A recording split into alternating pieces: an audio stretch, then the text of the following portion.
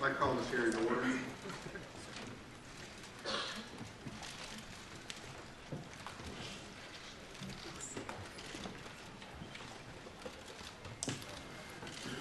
Director Comey, I appreciate your willingness to appear before the committee today, and more importantly, I thank you for your dedicated service and leadership to the Federal Bureau of Investigation.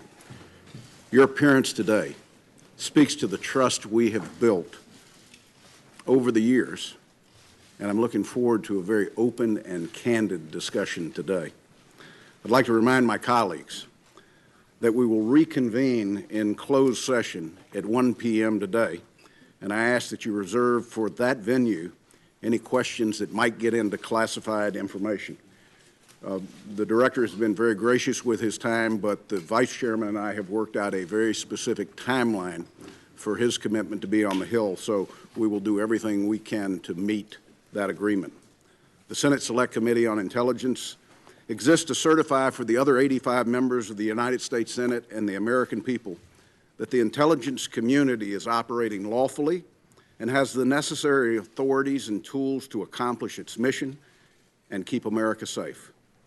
Part of our mission, beyond the oversight we continue to provide to the intelligence community and its activities, is to investigate Russian interference in the 2016 U.S. elections. The committee's work continues. This hearing represents part of that effort.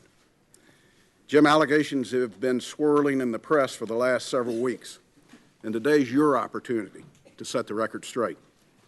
Yesterday, I read with interest your statement for the record, and I think it provides some helpful details surrounding your interactions with the President. It clearly lays out your understanding of those discussions, actions you took following each conversation, and your state of mind.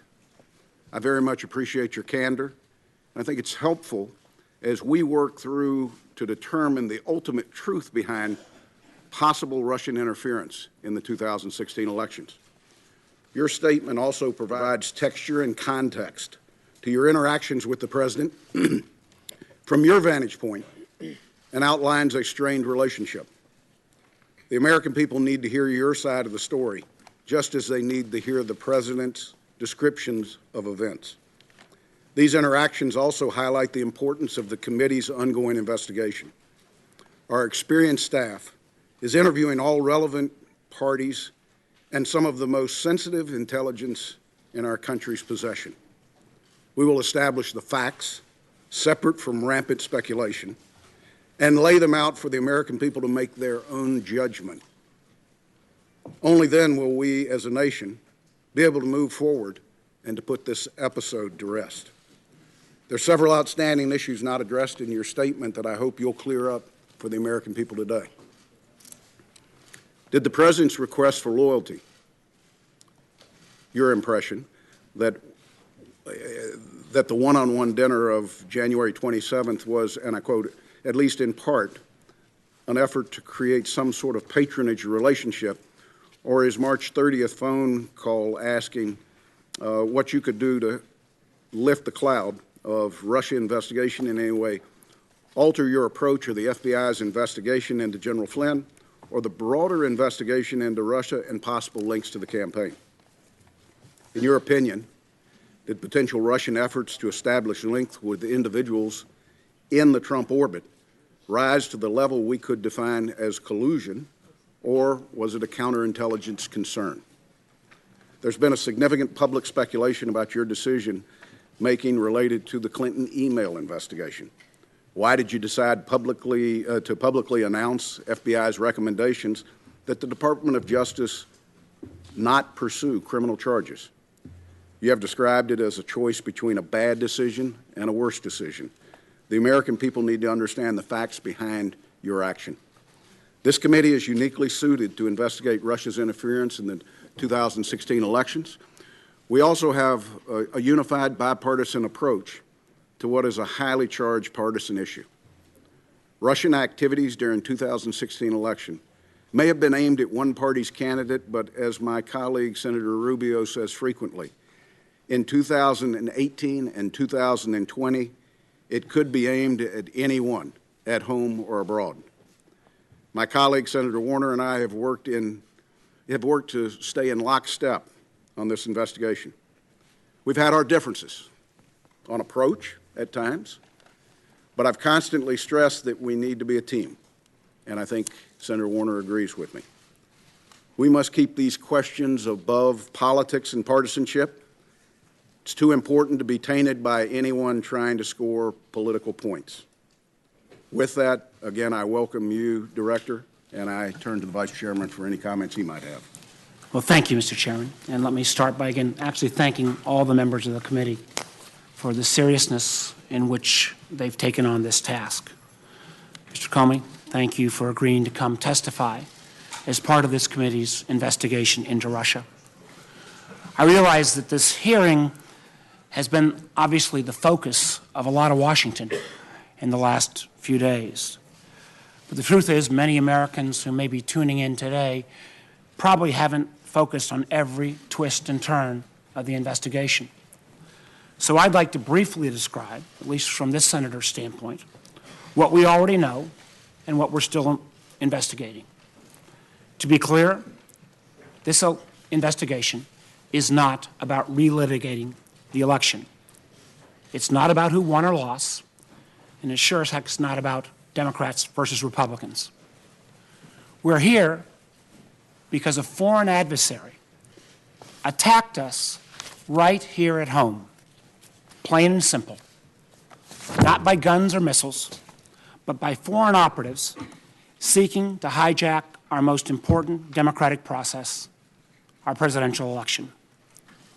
Russian spies engaged in a series of online cyber raids and a broad campaign of disinformation, all ultimately aimed at sowing chaos to undermine public faith in our process, in our leadership, and ultimately in ourselves. And that's not just this senator's opinion. It is the unanimous determination of the entire U.S. intelligence community. So we must find out the full story. What the Russians did, and candidly, as some other colleagues have mentioned, why they were so successful. And more importantly, we must determine the necessary steps to take to protect our democracy and ensure they can't do it again. Chairman mentioned elections in 2018 and 2020. In my home state of Virginia, we have elections this year in 2017. Simply put, we cannot let anything or anyone prevent us from getting to the bottom of this. Now, Mr. Comey, let me say at the outset, we haven't always agreed on every issue. In fact, I've occasionally questioned some of the actions you've taken. But I've never had any reason to question your integrity, your expertise, or your intelligence. You've been a straight shooter with this committee and have been willing to speak truth to power, even at the risk of your own career, which makes the way in which you were fired by the president ultimately shocking. Recall, we began this entire process with the president and his staff first denying that the Russians were ever involved and then falsely claiming that no one from his team was ever in touch with any Russians. We know that's just not the truth. Numerous Trump associates had undisclosed contacts with Russians before and after the election, including the president's attorney general, his former national security advisor, and his current senior advisor, Mr. Kushner. That doesn't even begin to count the host of additional campaign associates and advisors who've also been caught up in this massive web. We saw Mr. Trump's campaign manager, Mr. Manafort, forced to step down over ties to Russian-backed entities. The National Security Advisor, General Flynn, had to resign over his lies about engagements with the Russians. And we saw the candidate himself express an odd and unexplained affection for the Russian dictator while calling for the hacking of his opponent. There's a lot to investigate. Enough, in fact, that then Director Comey publicly acknowledged that he was leading an investigation into those links between Mr. Trump's campaign and the Russian government. As the director of the FBI, Mr. Comey was ultimately responsible for conducting that investigation, which might explain why you're sitting now as a private citizen. What we didn't know was at the same time that this investigation was proceeding, the President himself appears to have been engaged in an effort to influence, or at least co-opt, the director of the FBI. The testimony that Mr. Comey has submitted for today's hearing is very disturbing. For example, on January 27th, after summoning Director Comey to dinner, the President appears to have threatened the director's job while telling him, quote, "I need loyalty. I expect loyalty." At a later meeting, on February 14th, the President asked the Attorney General to leave the Oval Office so that he could privately ask Director Comey, again, quote, "to see way clear to letting Flynn go." That is a statement that Director Comey interpreted as a request that he drop the investigation connected to General Flynn's false statements. Think about it. The President of the United States asking the FBI director to drop an ongoing investigation. And after that, the President called the FBI director on 2 additional occasions, March 30th and April 11th, and asked him again, quote, to lift the cloud on the Russia investigation.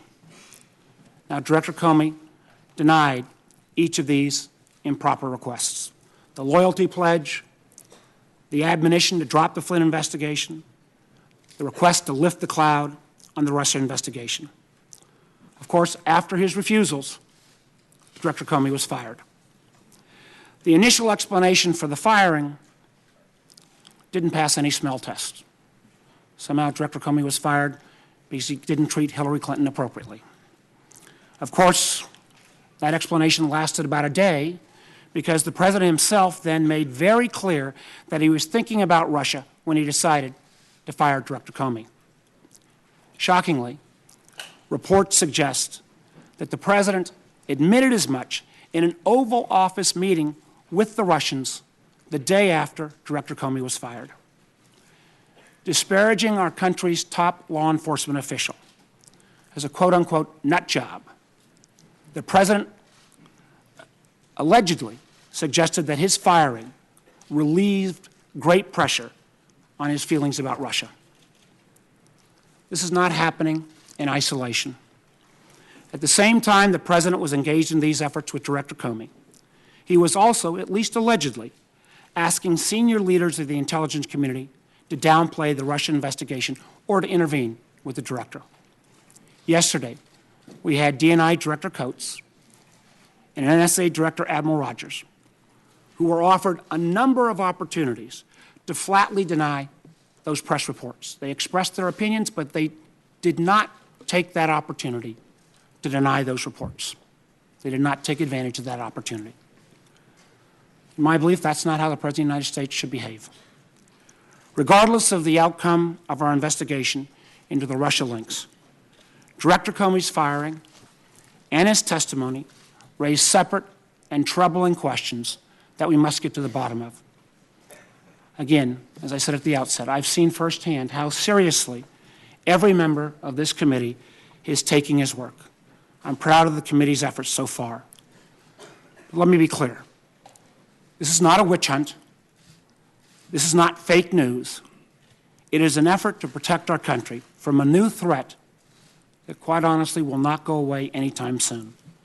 So, Mr. Comey, your testimony here today will help us move towards that goal. I look forward to that testimony. Thank you, Mr. Chairman. Thank you, Vice Chairman.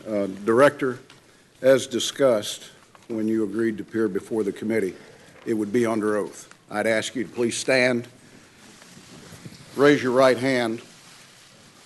Do you solemnly swear to tell the truth, the whole truth, and nothing but the truth, so help you God? Please be seated. Director Comey, you're now under oath. And I would just note to members, you will be recognized by seniority for a period up to 7 minutes. And again, it is the intent to move to a closed session no later than 1 p.m. With that, Director Comey, you are recognized. You have the floor for as long as you might need. Thank you, Mr. Chairman. Ranking Member Warner, members of the committee, thank you for inviting me here to testify today. I've submitted my statement for the record, and I'm not going to repeat it here this morning. I thought I would just offer some very brief introductory remarks, and then I would welcome your questions. When I was appointed FBI Director in 2013, I understood that I served at the pleasure of the President. Even though I was appointed to a 10-year term, which Congress created in order to underscore the importance of the FBI being outside of politics and independent, I understood that I could be fired by a president for any reason or for no reason at all. And on May the 9th, when I learned that I had been fired, for that reason, I immediately came home as a private citizen. But then the explanations, the shifting explanations, confused me and increasingly concerned me. They confused me because the President and I had had multiple conversations about my job, both before and after he took office. And he had repeatedly told me I was doing a great job and he hoped I would stay. And I had repeatedly assured him that I did intend to stay and serve out the remaining 6 years of my term. He told me repeatedly that he had talked to lots of people about me, including our current Attorney General, and had learned that I was doing a great job and that I was extremely well liked by the FBI workforce. So it confused me when I saw on television the President saying that he actually fired me because of the Russia investigation, and learned again from the media that he was telling privately other parties that my firing had relieved great pressure on the Russia investigation. I was also confused by the initial explanation that was offered publicly that I was fired because of the decisions I had made during the election year. That didn't make sense to me for a whole bunch of reasons, including the time and all the water that had gone under the bridge since those hard decisions had to be made. That didn't make any sense to me. And although the law required no reason at all to fire an FBI director, the administration then chose to defame me, and more importantly, the FBI, by saying that the organization was in disarray, that it was poorly led, that the workforce had lost confidence in its leader. Those were lies, plain and simple. And I am so sorry that the FBI workforce had to hear them, and I'm so sorry that the American people were told them. I worked every day at the FBI to help make that great organization better. And I say help because I did nothing alone at the FBI. There are no indispensable people at the FBI. The organization's great strength is that its values and abilities run deep and wide. The FBI will be fine without me. The FBI's mission will be relentlessly pursued by its people, and that mission is to protect the American people and uphold the Constitution of the United States. I will deeply miss being part of that mission, but this organization and its mission will go on long beyond me and long beyond any particular administration. I have a message before I close for my former colleagues of the FBI, but at first I want the American people to know this truth. The FBI is honest, the FBI is strong, and the FBI is and always will be independent. And now to my former colleagues, if I may. I am so sorry that I didn't get the chance to say goodbye to you properly. It was the honor of my life to serve beside you, to be part of the FBI family, and I will miss it for the rest of my life. Thank you for standing watch. Thank you for doing so much good for this country. Do that good as long as ever you can. And Senators, I look forward to your questions. Director, thank you for that testimony, both oral and the written testimony that you provided to the committee yesterday and made public to the American people. Chair would recognize himself first for 12 minutes, Vice Chair for 12 minutes, based upon the agreement we have. Director, did the Special Counsel's Office review and/or edit your written testimony? No. Do you have any doubt that Russia attempted to interfere in the 2016 elections? None. Do you have any doubt that the Russian government was behind the intrusions in the DNC and the DCCC systems and the subsequent leaks of that information? No, no doubt. Do you have any doubt that the Russian government was behind the cyber intrusion into state voter files? No. Do you have any doubt that officials of the Russian government were fully aware of these activities? No doubt.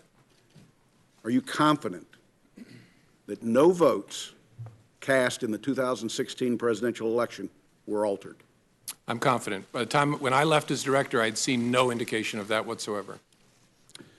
Director Comey, did the president at any time ask you to stop the FBI investigation into Russian involvement in the 2016 U.S. elections? Not to my understanding, no.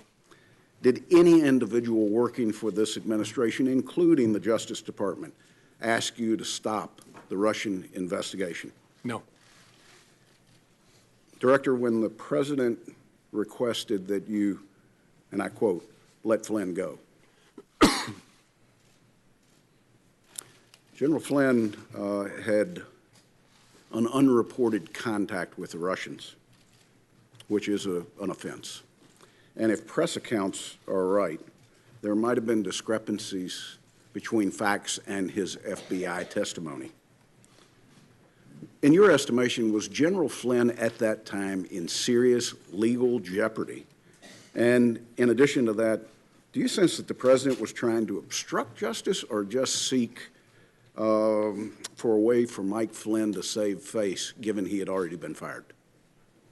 Well, General Flynn at that point in time was in legal jeopardy. There was an open FBI criminal investigation of his statements in connection with the Russian contacts and the contacts themselves.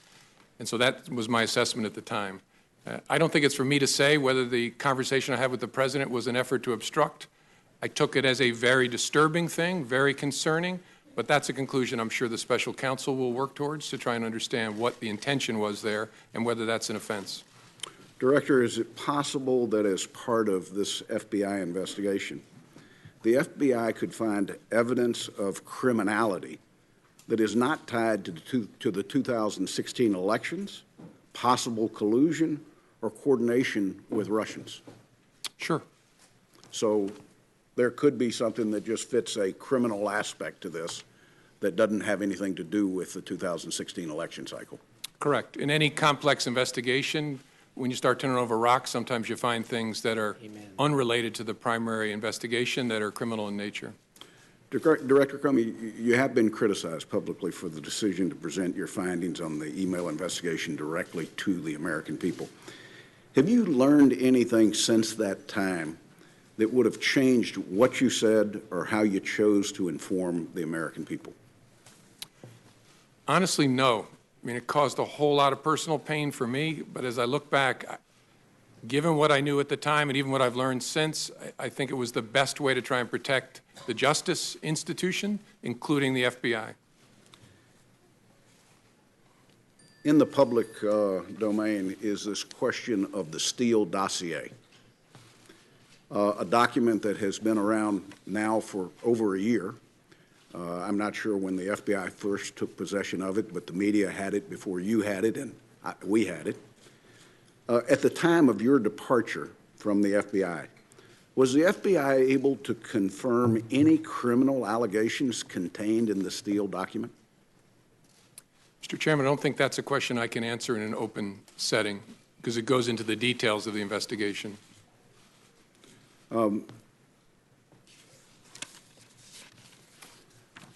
Director, the term we hear most often is collusion. When people are describing possible links between Americans and Russian government entities related to the interference in our election, would you say that it's normal for foreign governments to reach out to members of an incoming administration? Yes. At what point does the normal contact cross the line into an attempt to recruit agents or influence or spies? Difficult to say in the abstract. It depends upon the context, whether there's an effort to keep it covert, what the nature of the requests made of the American by the foreign government are. It's a judgment call based on a whole lot of facts. At what point would that recruitment become a counterintelligence threat to our country? Again, difficult to answer in the abstract, but when a foreign power is using especially coercion or some sort of pressure to try and co-opt an American, especially a government official, to act on its behalf, that's a serious concern to the FBI and at the heart of the FBI's counterintelligence mission.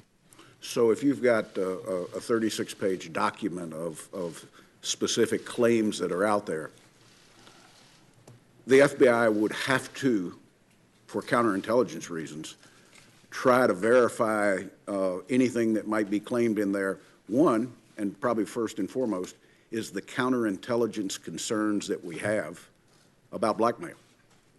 Would that be an accurate statement? Yes. If the FBI receives a credible allegation that there is some effort to co-opt, coerce, direct, employ covertly an American on behalf of the foreign power, that's the basis on which a counterintelligence investigation is opened. And when you read the dossier, what was your reaction, given that it was 100% directed at the president-elect? Not a question I can answer in an open setting, Mr. Chairman. Okay. When did you become aware of the cyber intrusion? The first cyber, there's all kinds of cyber intrusions going on all the time. The first Russia-connected cyber intrusion I became aware of in the late summer of 2015. And in that time frame, there were more than the DNC and the DCCC that were targets. Correct. There was a massive effort to target government and non-governmental, near-governmental agencies like nonprofits. What would be the estimate of how many entities out there the Russians specifically targeted in that time frame? It's hundreds. I suppose it could be more than 1,000, but it's at least hundreds. When did you become aware that data had been exfiltrated? I'm not sure exactly. I think either late 15 or early 16. And did you, the director of the FBI, have conversations with the last administration about the risk that this posed? Yes. And share with us, if you will, what actions they took. Well, the FBI had already undertaken an effort to notify all the victims, and that's what we consider the entities that were attacked as part of this massive spear phishing campaign. And so we notified them in an effort to disrupt what might be ongoing. And then there was a series of continuing interactions with entities through the rest of 15 into 16. And then throughout 16, the administration was trying to decide how to respond to the intrusion activity that it saw. And the FBI, in this case, unlike other cases that you might investigate, did you ever have access to the actual hardware that was hacked, or did you have to rely on a third party to provide you the data that they had collected? In the case of the DNC, and I believe the DCCC, but I'm sure the DNC, we did not have access to the devices themselves. We got relevant forensic information from a private party, a high-class entity that had done the work, but we didn't get direct access. But no content? Correct. Isn't content an important part of the forensics from a counterintelligence standpoint? It is, although what was briefed to me by my folks, the people who were my folks at the time, is that they had gotten the information from the private party that they needed to understand the intrusion by the spring of 2016. Let me go back, if I can, very briefly, to the decision to publicly go out with your results on the email. Was your decision influenced by the Attorney General's tarmac meeting with the former President Bill Clinton? Yes, in a ultimately conclusive way. That was the thing that capped it for me, that I had to do something separately to protect the credibility of the investigation, which meant both the FBI and the Justice Department. Were there other things that contributed to that that you can describe in an open session? There were other things that contributed to that. One significant item I can't. I know the committee's been briefed on. There's been some public accounts of it which are nonsense, but I understand the committee's been briefed on the classified facts. Probably the only other consideration that I guess I can talk about in open setting is that at one point the Attorney General had directed me not to call it an investigation, but instead to call it a matter, which confused me and concerned me. But that was one of the bricks in the load that led me to conclude I have to step away from the department if we're to close this case credibly. Director, my last question. You're not only a seasoned prosecutor, you've led the FBI for years. You understand the investigative process. You've worked with this committee closely, and we're grateful to you because I think we've mutually built trust in what your organization does and what we do. Is there any doubt in your mind that this committee can carry out its oversight role in the 2016 Russian involvement in the elections in parallel with the now special counsel that's been set up? No, no doubt. It can be done. It requires lots of conversations. But Bob Mueller is one of this country's great, great pros, and I'm sure you all will be able to work it out with him to run it in parallel. I want to thank you once again. I want to turn to the Vice Chairman. Thank you, Mr. Chairman. And again, Director Comey, thank you for your service. And your comments to your FBI family, I know were heartfelt. Know that even though there are some in the administration who've tried to smear your reputation, you had Acting Director McCabe in public testimony a few weeks back and in public testimony yesterday reaffirm that the vast majority of the FBI community had great trust in your leadership and obviously trust in your integrity. I want to go through a number of the meetings that you referenced in your testimony. And let's start with the January 6th meeting in Trump Tower, where you went up with a series of officials to brief the President-elect on the Russia investigation. My understanding is you remained afterwards to brief him on, again, quote, some personally sensitive aspects of the information you relayed. Now, you said after that briefing, you felt compelled to document that conversation, that you actually started documenting it as soon as you got into the car. Now, you've had extensive experience at the Department of Justice and at the FBI. You've worked under presidents of both parties. What was it about that meeting that led you to determine that you needed to start putting down a written record? A combination of things. I think the circumstances, the subject matter, and the person I was interacting with. Circumstances first, I was alone with the President of the United States, or the President-elect, soon to be President. The subject matter, I was talking about matters that touch on the FBI's core responsibility and that relate to the President-elect personally. And then the nature of the person. I was honestly concerned that he might lie about the nature of our meeting, and so I thought it really important to document.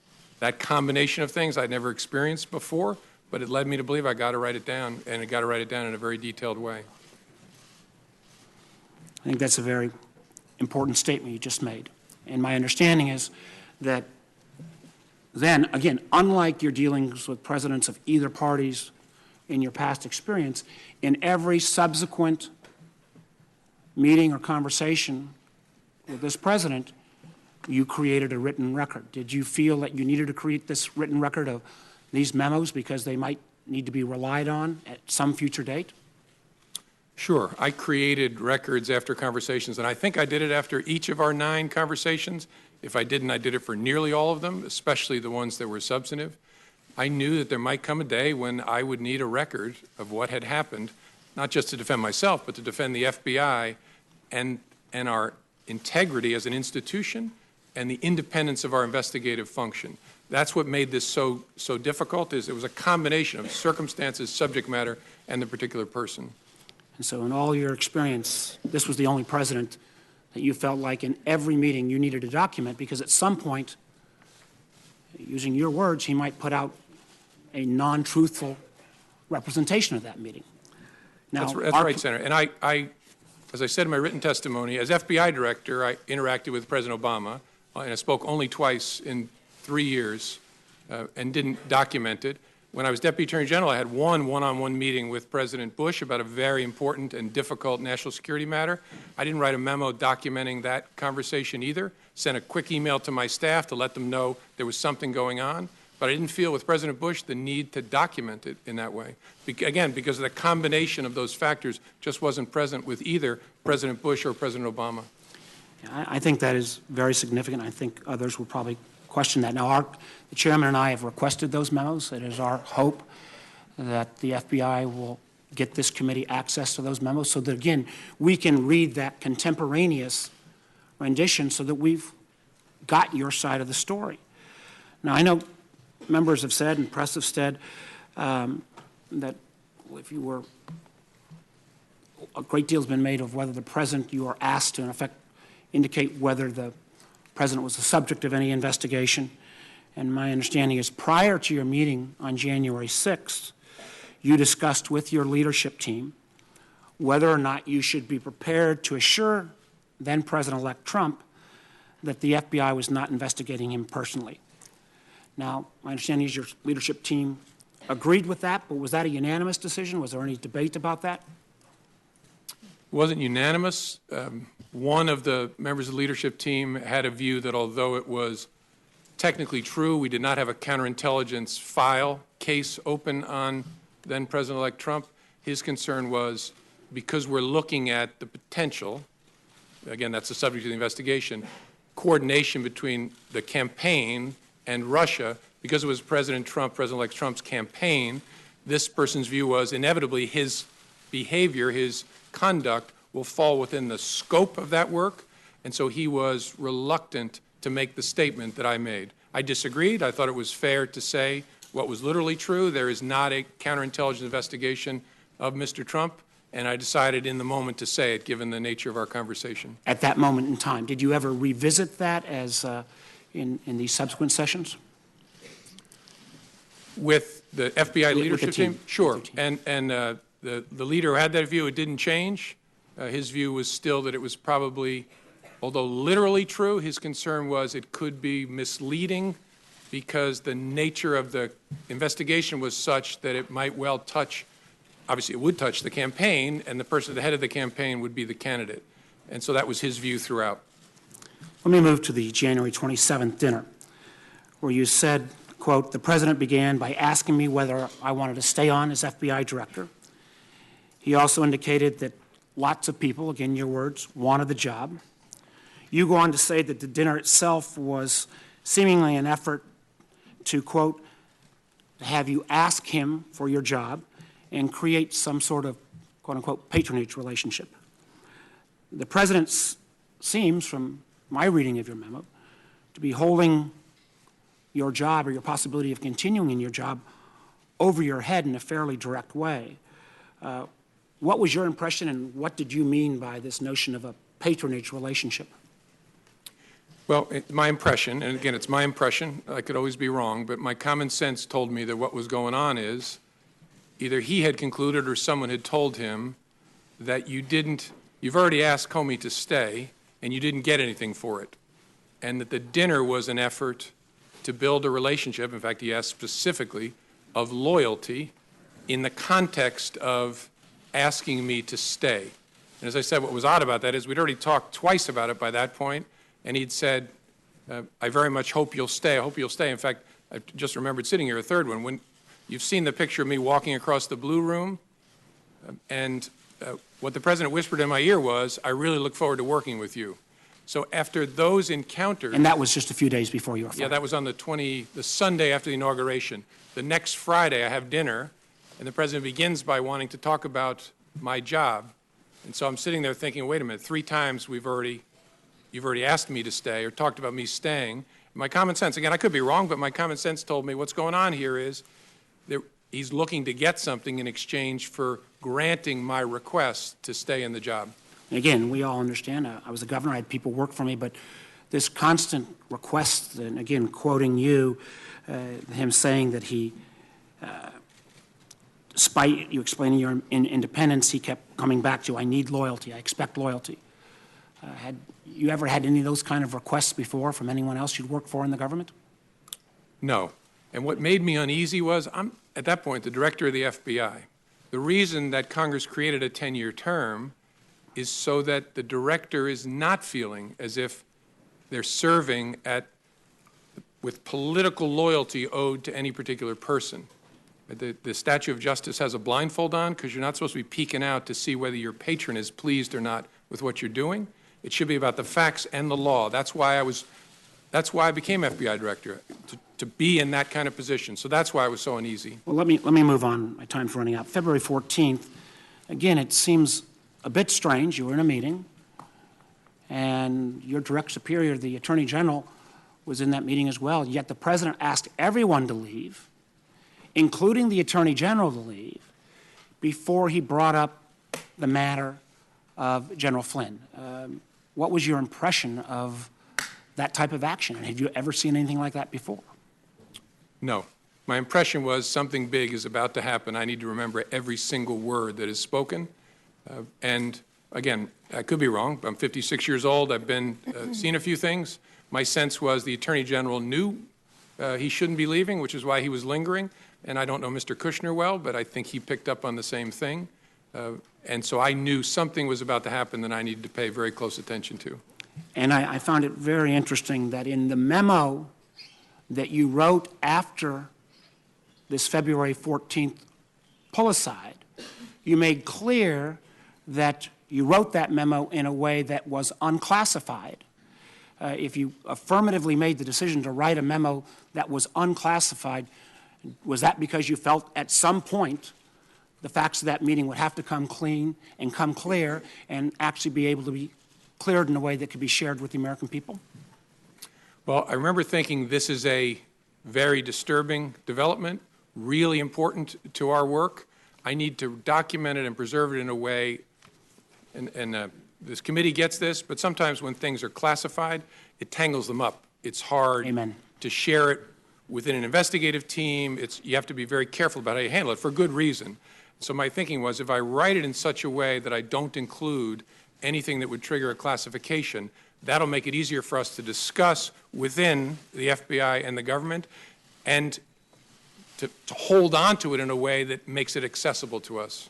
Well, again, it's our hope, particularly since you're a pretty knowledgeable guy and you wrote this in a way that was unclassified, that this committee will get access to that unclassified document. I think it would be very important to our investigation. Let me just ask this in closing. How many ongoing investigations at any time does the FBI have? Tens of thousands. Tens of thousands. Did the President ever ask about any other ongoing investigation? No. Did he ever ask about you trying to interfere on any other investigation? No.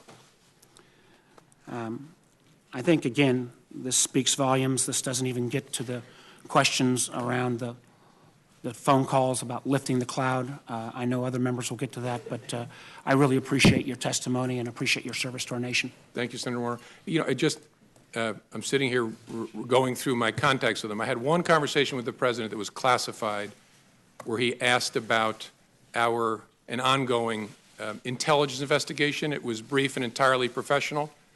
But he didn't ask you to take any specific action on that, no. Unlike what he had done vis-a-vis Mr. Flynn and the overall Russia investigation. Correct. Thank you, sir. Senator Risch. Thank you very much. Mr. Comey, thank you for your service. America needs more like you, and we really appreciate it. Yesterday, I got, and everybody got, the 7 pages of your direct testimony that's now part of the record here.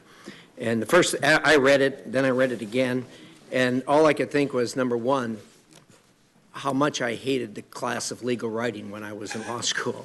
And you were the guy that probably got the A after reading this. So I find it clear, I find it concise, and having been a prosecutor for a number of years and handling hundreds, maybe thousands of cases and read police reports, investigative reports, this is as good as it gets, and I really appreciate that. Not only the conciseness and the clearness of it, but also the fact that you have things that were written down contemporaneously when they happened, and you actually put them in quotes, so we know exactly what happened, and we're not getting some rendition of it that's in your mind. So, Thank you, so sir. you're to be complimented for I had that. great parents and great teachers who beat that into me. That's obvious, sir.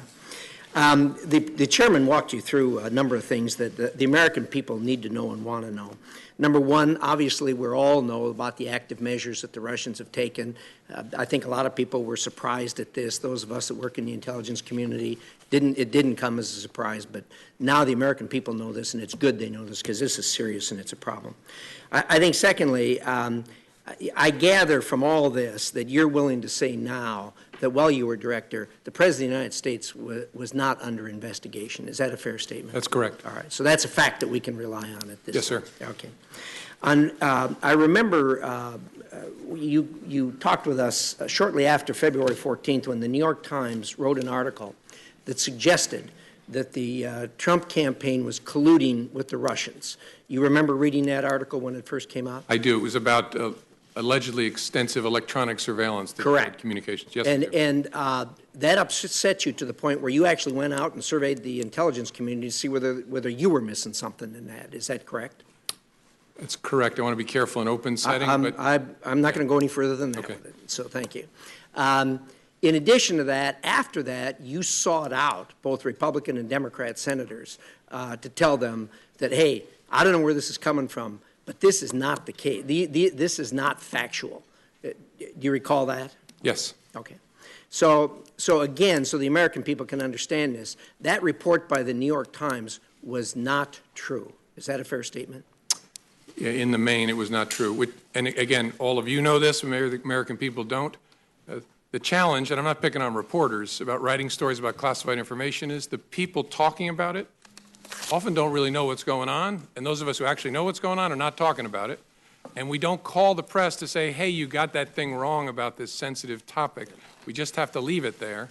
I mentioned to the chairman the nonsense around what influenced me to make the July 5th statement. Nonsense, but I can't go explaining how it's nonsense. Thank you. All right, so those three things we now know regarding the active measures with the president's under investigation and the collusion between the Trump campaign and the Russians. I want to drill right down, as my time is limited, to the most recent dust-up regarding allegations that the President of the United States obstructed justice. And, boy, you nailed this down on page 5, paragraph 3. You put this in quotes. Words matter. You wrote down the words so we can all have the words in front of us now. There's 28 words there that are in quotes, and it says, quote, I hope, this is the President speaking, I hope you can see your way clear to letting this go, to letting Flynn go. He is a good guy. I hope you can let this go.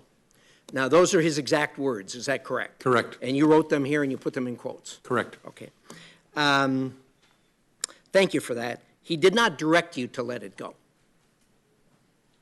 Not in his words, no. He did not order you to let it go. Again, those words are not in order. No.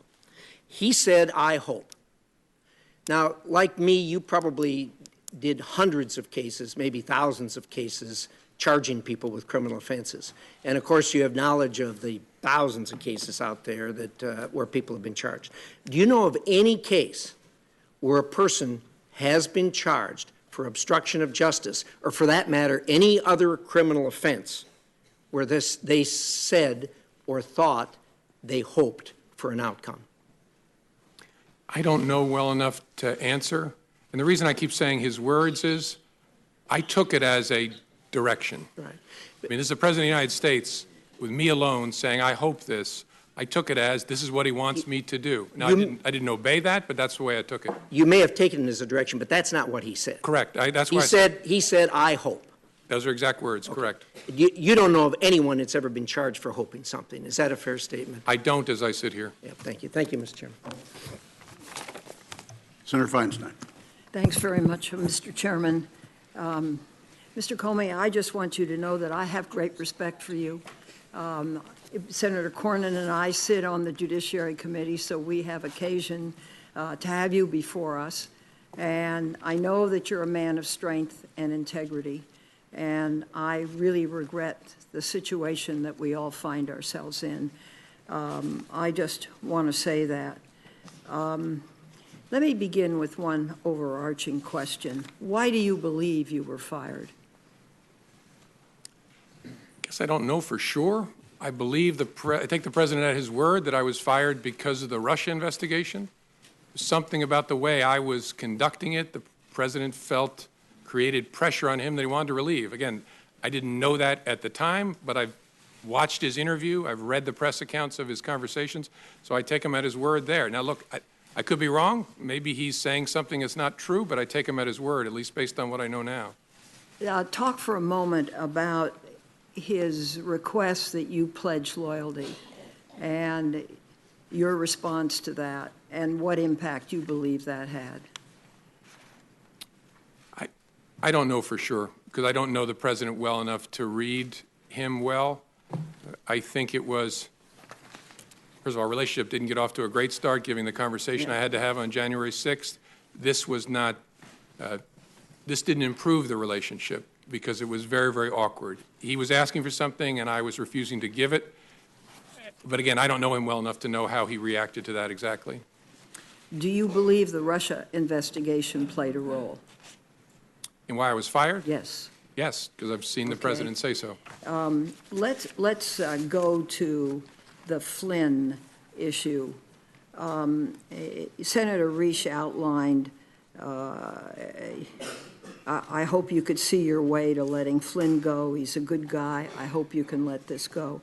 But you also said in your written remarks, and I quote, that you had understood the president to be requesting that we drop any investigation of Flynn in connection with false statements about his conversations with the Russian ambassador in December, end quote. Please go into that with more detail. Well, the context and the president's words are what led me to that conclusion. As I said in my statement, I could be wrong, but Flynn had been forced to resign the day before. And the controversy around General Flynn at that point in time was centered on whether he had lied to the vice president about the nature of his conversations with the Russians, whether he had been candid with others in the course of that. And so that happens on the day before. On the 14th, the president makes specific reference to that. And so that's why I understood him to be saying that what he wanted me to do was drop any investigation connected to Flynn's account of his conversations with the Russians. Now, here's the question. You're big, you're strong. I know the Oval Office, and I know what happens to people when they walk in. There is a certain amount of intimidation. But why didn't you stop and say, Mr. President, this is wrong. I cannot discuss this with you? It's a great question. Maybe if I were stronger, I would have. I was so stunned by the conversation that I just took it in. And the only thing I could think to say, because I was playing in my mind, because I was going to remember every word he said, I was playing in my mind, what should my response be? And that's why I very carefully chose the words. And look, I've seen the tweet about tapes. Lordy, I hope they're tapes. I remember saying, I agree he's a good guy, as a way of saying I'm not agreeing with what you just asked me to do. Again, maybe other people would be stronger in that circumstance, but that's how I conducted myself. I hope I'll never have another opportunity. Maybe if I did it again, I would do it better. You described two phone calls that you received from President Trump, one on March 30 and one on April 11, where he, quote, described the Russia investigation as a cloud that was impairing his ability, end quote, as president, and asked you, quote, to lift the cloud, end quote. How did you interpret that? And what did you believe he wanted you to do? I interpreted that as he was frustrated that the Russia investigation was taking up so much time and energy. I think he meant of the executive branch, but in the public square in general, and it was making it difficult for him to focus on other priorities of his. But what he asked me was actually narrower than that. So I think what he meant by the cloud, and again, I could be wrong, but what I think he meant by the cloud was the entire investigation is taking up oxygen and making it hard for me to focus on the things I want to focus on. The ask was to get it out that I, the president, am not personally under investigation. After April 11th, did he ask you more ever about the Russia investigation? Did he ask you any questions? We never spoke again after April 11th. You told the president, I would see what we could do. What did you mean? That was kind of a slightly cowardly way of trying to avoid telling him we're not going to do that, that I would see what we could do. It was a way of kind of getting off the phone, frankly, and then I turned and handed it to the acting Deputy Attorney General, Mr. Bente. So I wanted to go into that. Who did you talk with about that, lifting the cloud, stopping the investigation back at the FBI, and what was their response?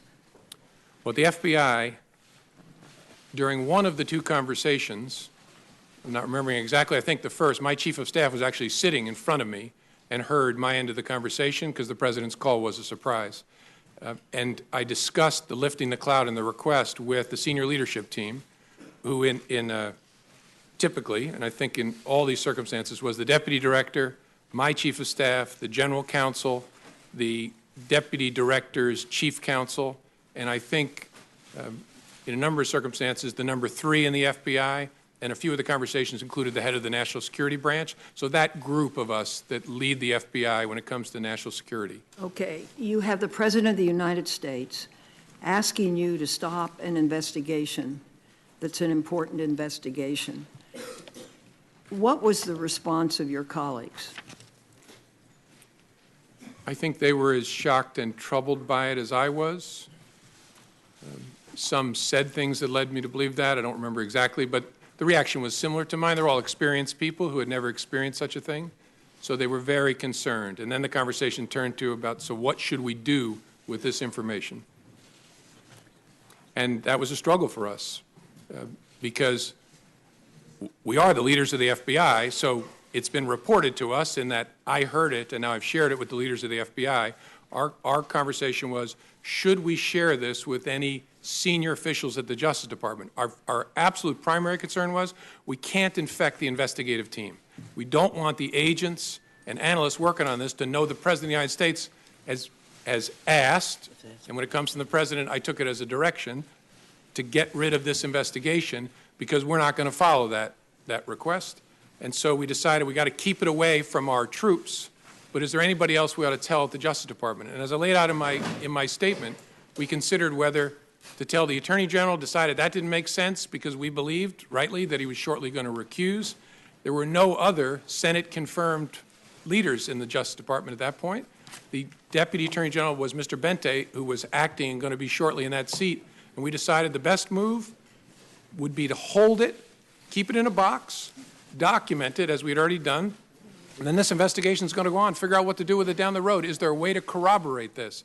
Our view at the time was, look, it's your word against the President's. There's no way to corroborate this. My view of that changed when the prospect of tapes was raised, but that's how we thought about it then. Thank you, Mr. Chairman. Senator Rubio. Thank you.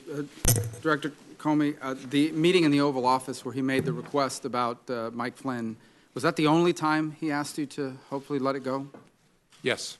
And in that meeting, as you understood it, he was asking not about the general Russia investigation. He was asking very specifically about the jeopardy that Flynn was in himself. That's how I understood it. Yes, sir. And as you perceived it, while it was a request that you hoped you did away with it, you perceived it as an order, given his position, the setting, and the like, and some of the circumstances. Yes. At the time, did you say anything to the President about that is not an appropriate request, or did you tell the White House counsel that is not an appropriate request? Someone needs to go tell the President that he can't do these things? I didn't, no. Okay. Why? I don't know. I think, as I said earlier, I think the circumstances were such that I was a bit stunned and didn't have the presence of mind. And I don't know, I don't want to make you sound like I'm Captain Courageous. I don't know whether, even if I had the presence of mind, I would have said to the President, sir, that's wrong. I don't know whether I would have. Okay. But in the moment, it didn't come to my mind. What came to my mind is be careful what you say. And so I said, I agree Flynn is a good guy. So on the cloud, we keep talking about this cloud. You perceive the cloud to be the Russian investigation in general. Yes, sir. Right? But his specific ask was that you would tell the American people what you had already told him, what you had already told the leaders of Congress, both Democrats and Republicans, that he was not personally under investigation. Yes, sir. In That's fact, he was asking you to do what you have done here today. correct. Yes, sir. Okay. And again, at that setting, did you say to the president that it would be inappropriate for you to do so, and then talk to the White House counsel or anybody, so hopefully they would talk to him and tell him that he couldn't do this? First time I said, I'll see what we can do. Second time, I explained how it should work, that the White House counsel should contact the Deputy Attorney General. You told And him the that? President said, okay, I think that's what I'll do. And just to be clear, for you to make a public statement that he was not under investigation would not have been illegal, but you felt it made no sense because it could potentially create a duty to correct if circumstances changed. Yes, sir. We wrestled with it before my testimony where I confirmed that there was an investigation, and there were two primary concerns. One was it creates a duty to correct, which I've lived before, and you want to be very careful about doing that. And second, it's a slippery slope because if we say the President and the Vice President aren't under investigation, what's the principled basis for stopping? Okay. And so the leadership at Justice, Acting Attorney General Bente, said you're not going to do that. Now, on March 30th, during the phone call about General Flynn, you said he abruptly shifted and brought up something that you call, quote unquote, the McCabe thing. Specifically, the McCabe thing, as you understood it, was that McCabe's wife had received campaign money from what I assume means Terry McAuliffe. Yes, sir. Who That's was what I very was. close to the Clintons. And so why had the president at any point in time expressed to you concern, opposition, potential opposition to McCabe? I don't like this guy because he got money from someone that's close to Clinton. He had asked me during previous conversations about Andy McCabe and said, in essence, how's he going to be with me as president? I was pretty rough on him on the campaign trail. He was And rough on McCabe? He was rough, by his own account. He said he was rough on McCabe and Mrs. McCabe on the campaign trail. How's he going to be? And I assured the president, Andy is a total pro. No issue at all. You got to know the people of the FBI. They are not. So then the president turns to you and says, remember, I never brought up the McCabe thing because you said he was a good guy. Did you perceive that to be a statement that I took care of you, I didn't do something because you told me he was a good guy, so now, I'm asking you potentially for something in return? Is that how you perceived it? I wasn't sure what to make of it, honestly. That's possible, but it was so out of context that I didn't have a clear view of what it was. Now, on a number of occasions here, you bring up, let's talk now about the general Russia investigation, okay? In page 6 of your testimony, you say, the first thing you say is, he asked what we could do to, quote unquote, lift the cloud, the general Russia investigation, and you responded that we were investigating the matter as quickly as we could and that there would be great benefit if we didn't find anything to having done the work well. And he agreed.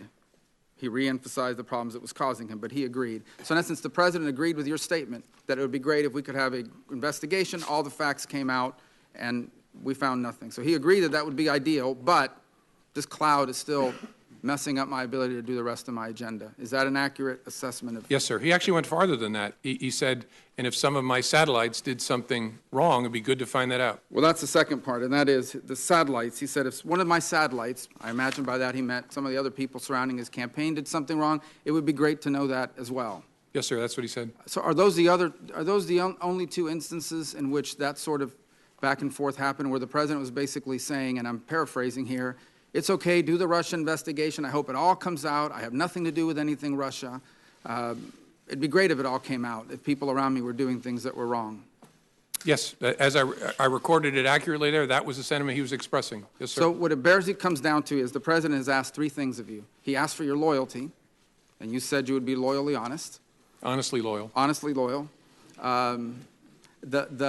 He asked you on one occasion to let the Mike Flynn thing go because he was a good guy. By the way, you're aware that he said the exact same thing in the press the next day. He's a good guy, he's been treated unfairly, et cetera, et cetera. So I imagine your FBI agents read that.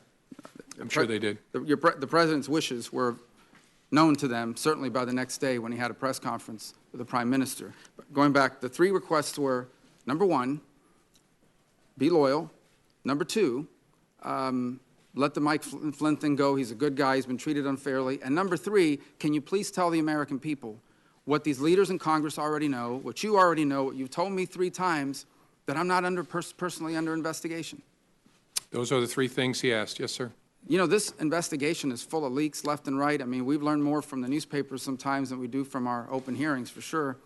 You ever wonder why, of all the things in this investigation, the only thing that's never been leaked is the fact that the president was not personally under investigation, despite the fact that both Democrats and Republicans and the leadership of Congress knew that and have known that for weeks? I don't know. I find matters that are briefed to the Gang of Eight are pretty tightly held, in my experience. Finally, who are those senior leaders at the FBI that you shared these conversations with? As I said in response to Senator Feinstein's question, Deputy Director, my Chief of Staff, General Counsel, the Deputy Director's Chief Counsel, and then more often than not, the number 3 person at the FBI who's the Associate Deputy Director, and then quite often the head of the National Security Branch. Senator Wyden. Thank you, Mr. Chairman. Mr. Comey, welcome. You and I have had significant policy differences over the years, particularly protecting Americans' access to secure encryption. But I believe the timing of your firing stinks. And yesterday you put on the record testimony that demonstrates why the odor of presidential abuse of power is so strong. Now to my questions. In talking to Senator Warner about this dinner that you had with the president, I believe January 27th, all in one dinner, the president raised your job prospects, he asked for your loyalty, and denied allegations against him. All took place over one supper. Now, you told Senator Warner that the president was looking to, quote, get something. Looking back, did that dinner suggest that your job might be contingent on how you handled the investigation? I don't know that I'd go that far. I got the sense my job would be contingent upon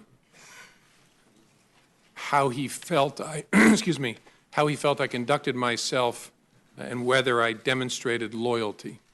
But I don't know whether I go so far as to connect it to the You investigation. said the president was trying to create some sort of patronage relationship. In a patronage relationship, isn't the underling expected to behave in a manner consistent with the wishes of the boss? Yes. Okay.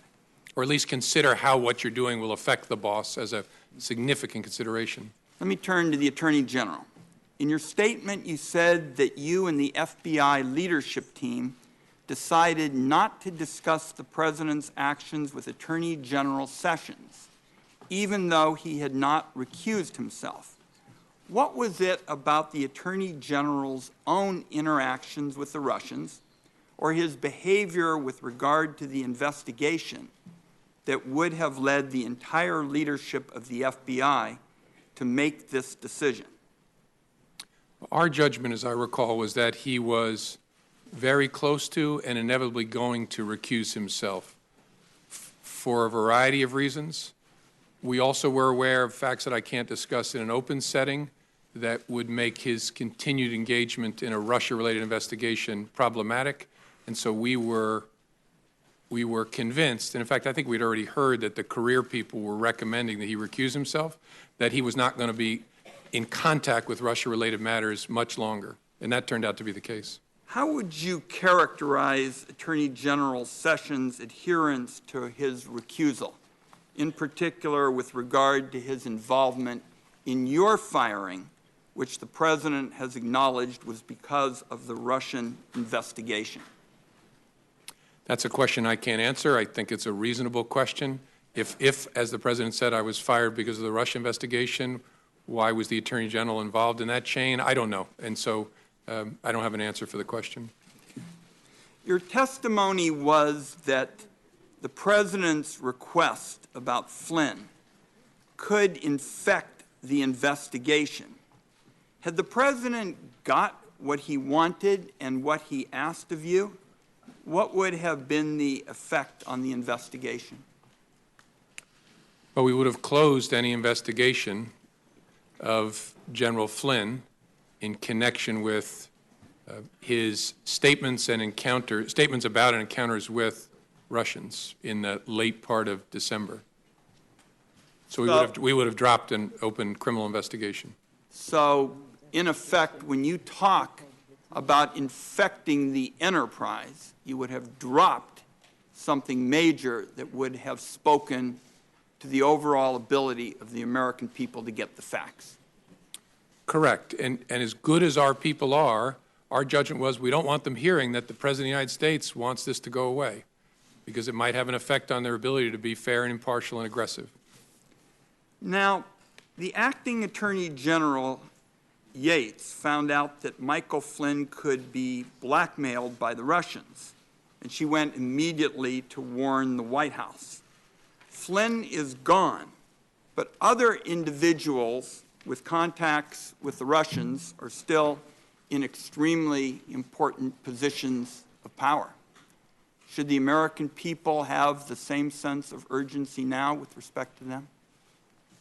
I think all I can say, Senator, is the special counsel's investigation is very important. Understanding what efforts there were or are by the Russian government to influence our government is a critical part of the FBI's mission. So, and you've got the right person in Bob Mueller to lead it. So it's a very important piece of work. Vice President Pence was the head of the transition. To your knowledge, was he aware of the concerns about Michael Flynn prior to or during General Flynn's tenure as National Security Advisor? I don't, you're asking, including up to the time when Flynn was forced to resign? My understanding is that he was, and I'm trying to remember where I get that understanding from. I think from Acting Attorney General Yates. So, former Acting Attorney General Yates testified that concerns about General Flynn were discussed with the intelligence community. Would that have included anyone at the CIA or Dan Coates' office, the DNI? I would assume yes. Michael Flynn resigned 4 days after Attorney General Sessions was sworn in. Do you know if the Attorney General was aware of the concerns about Michael Flynn during that period? I don't, as I sit here. I don't recall that he was. I could be wrong, but I don't remember that he was. And finally, let's see if you can give us some sense of who recommended your firing. Besides the letters from the Attorney General, the Deputy Attorney General, do you have any information on who may have recommended or have been involved in your firing? I don't. I don't. Okay. Thank you, Mr. Chairman. Senator Collins. Thank you, Mr. Chairman. Mr. Comey, let me begin by thanking you for your voluntary compliance with our request to appear before this committee and assist us in this very important investigation. I want first to ask you about your conversations with the President, the 3 conversations in which you told him that he was not under investigation. The first was during your January 6th meeting, according to your testimony, in which it appears that you actually volunteered that assurance. Is that correct? That's correct. Did you limit that statement to counterintelligence investigations, or were you talking about any kind of FBI investigation? I didn't use the term counterintelligence. I was speaking to him and briefing him about some salacious and unverified material. It was in the context of that he had a strong and defensive reaction about that not being true. And my reading of it was important for me to assure him we were not personally investigating him. And so the context then was actually narrower, focused on what I just talked to him about. But it was very important because it was, first, true, and second, I was worried very much about being in kind of a J. Edgar Hoover type situation. I didn't want him thinking that I was briefing him on this to sort of hang it over him in some way. I was briefing him on it because we had been told by the media it was about to launch. We didn't want to be keeping that from him, and if there was he needed to know this was being said. but I was very keen not to leave him with an impression that the Bureau was trying to do something to him.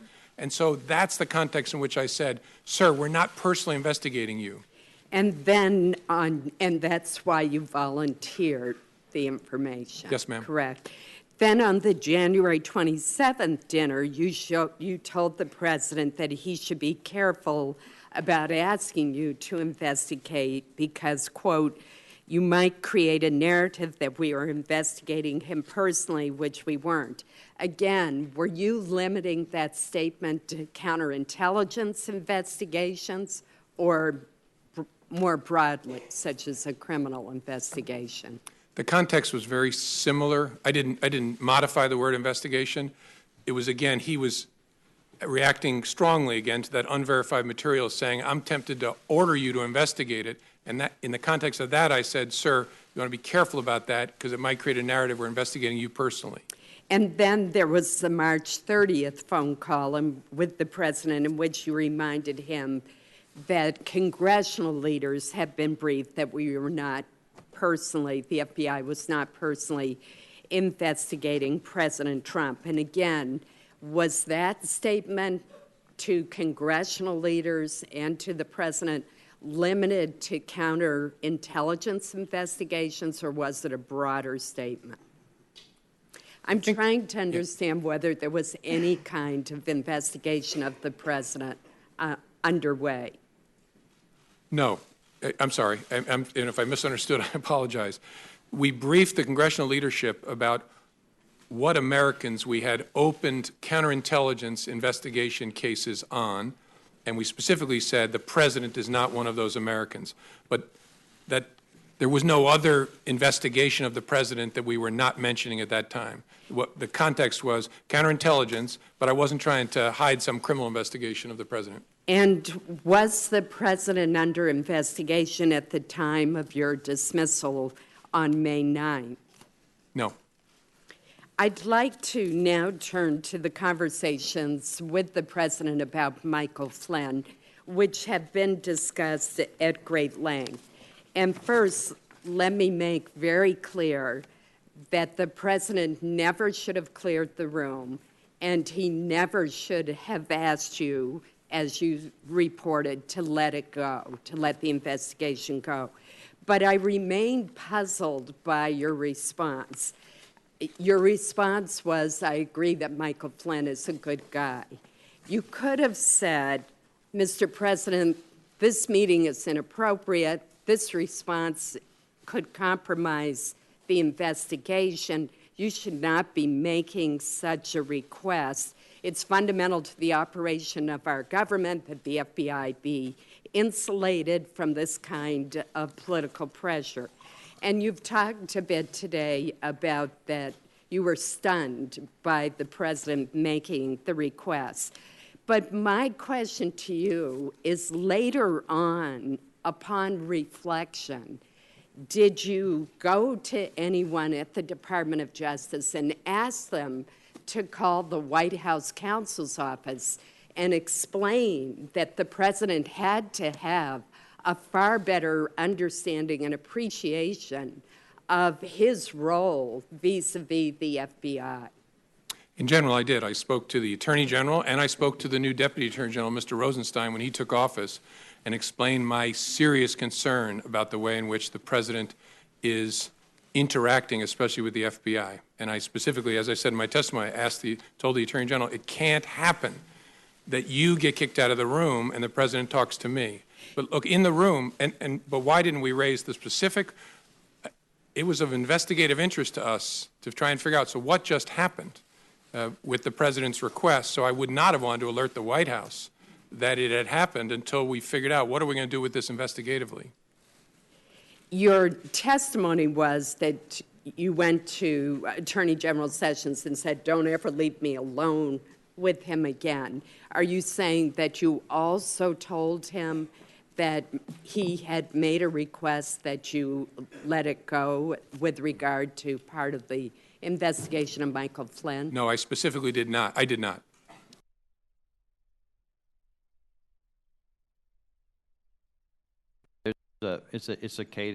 you'll look at 2031, 2033, for instance, are very good times for us to go to Mars based on the orbital mechanics of where Mars is located and where. First meeting that made you write a memo when you had not done that with two previous presidents? As I said, a combination of things. A gut feeling is an important overlay on but the circumstances, that I was alone, the subject matter, and the nature of the person that I was interacting with, and my read of that person. And yeah, and really just a gut feel laying on top of all of that, it's going to be important to protect this organization, that I make records of this. And finally, did you show copies of your memos to anyone outside of the Department of Justice? Yes. And to whom did you show copies? I asked, President tweeted on Friday after I got fired that I better hope there's not tapes. I woke up in the middle of the night on Monday night, because it didn't dawn on me originally, that there might be corroboration for our conversation. There might be a tape.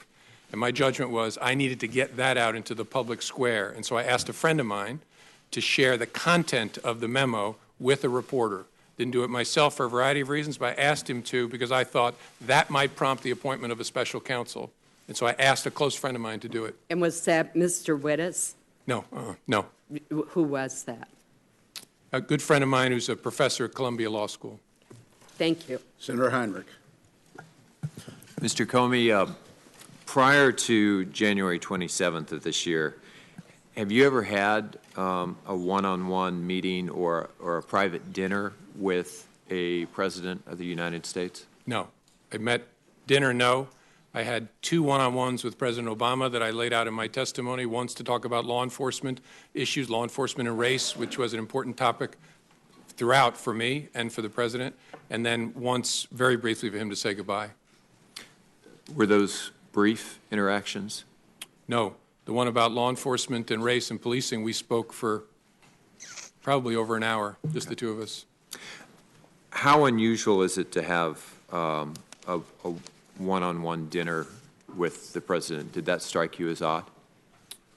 Yeah, so much so that I assumed there would be others, that he couldn't possibly be having dinner with me alone. Do you have an impression that if you had found, if you had behaved differently in that dinner, and I am quite pleased that you did not, but if you had found a way to express some sort of expression of loyalty or given some suggestion that the Flynn criminal investigation might be pursued less vigorously, do you think you would have still been fired? I don't know. It's impossible to say looking back. I don't know. But you felt like those two things were directly relevant to your the kind of relationship that the president was seeking to establish with you? Sure, yes. Yeah. The president has repeatedly talked about the Russian investigation into the U.S. Or the Russia's involvement in the U.S. election cycle as a hoax and as fake news. Can you talk a little bit about what you saw as FBI director, and obviously only the parts that you can share in this setting, that demonstrate how serious this action actually was and why there was an investigation in the first place? Yes, sir. There should be no fuzz on this whatsoever. The Russians interfered in our election during the 2016 cycle. They did it with purpose, they did it with sophistication, they did it with overwhelming technical efforts, and it was an active measures campaign driven from the top of that government. There is no fuzz on that. It is a high confidence judgment of the entire intelligence community, and the members of this committee have seen the intelligence. It's not a close call. That happened. That's about as unfake as you can possibly get, and is very, very serious, which is why it's so refreshing to see a bipartisan focus on that, because this is about America, not about any particular party. So that was a hostile act by the Russian government against this country? Yes, sir. Did the president, in any of those interactions that you've shared with us today, ask you what you should be doing or what our government should be doing or the intelligence community to protect America against Russian interference in our election system? I don't recall a conversation like that. Never. No. Do you find it odd? Not with President Trump. Right. I attended a fair number of meetings on that with President Obama. Do you find it odd that the president seemed unconcerned by Russia's actions in our election? I can't answer that because I don't know what other conversations he had with other advisors or other intelligence community leaders. So I just don't know sitting here. Did you have any interactions with the president that suggested he was taking that hostile action seriously?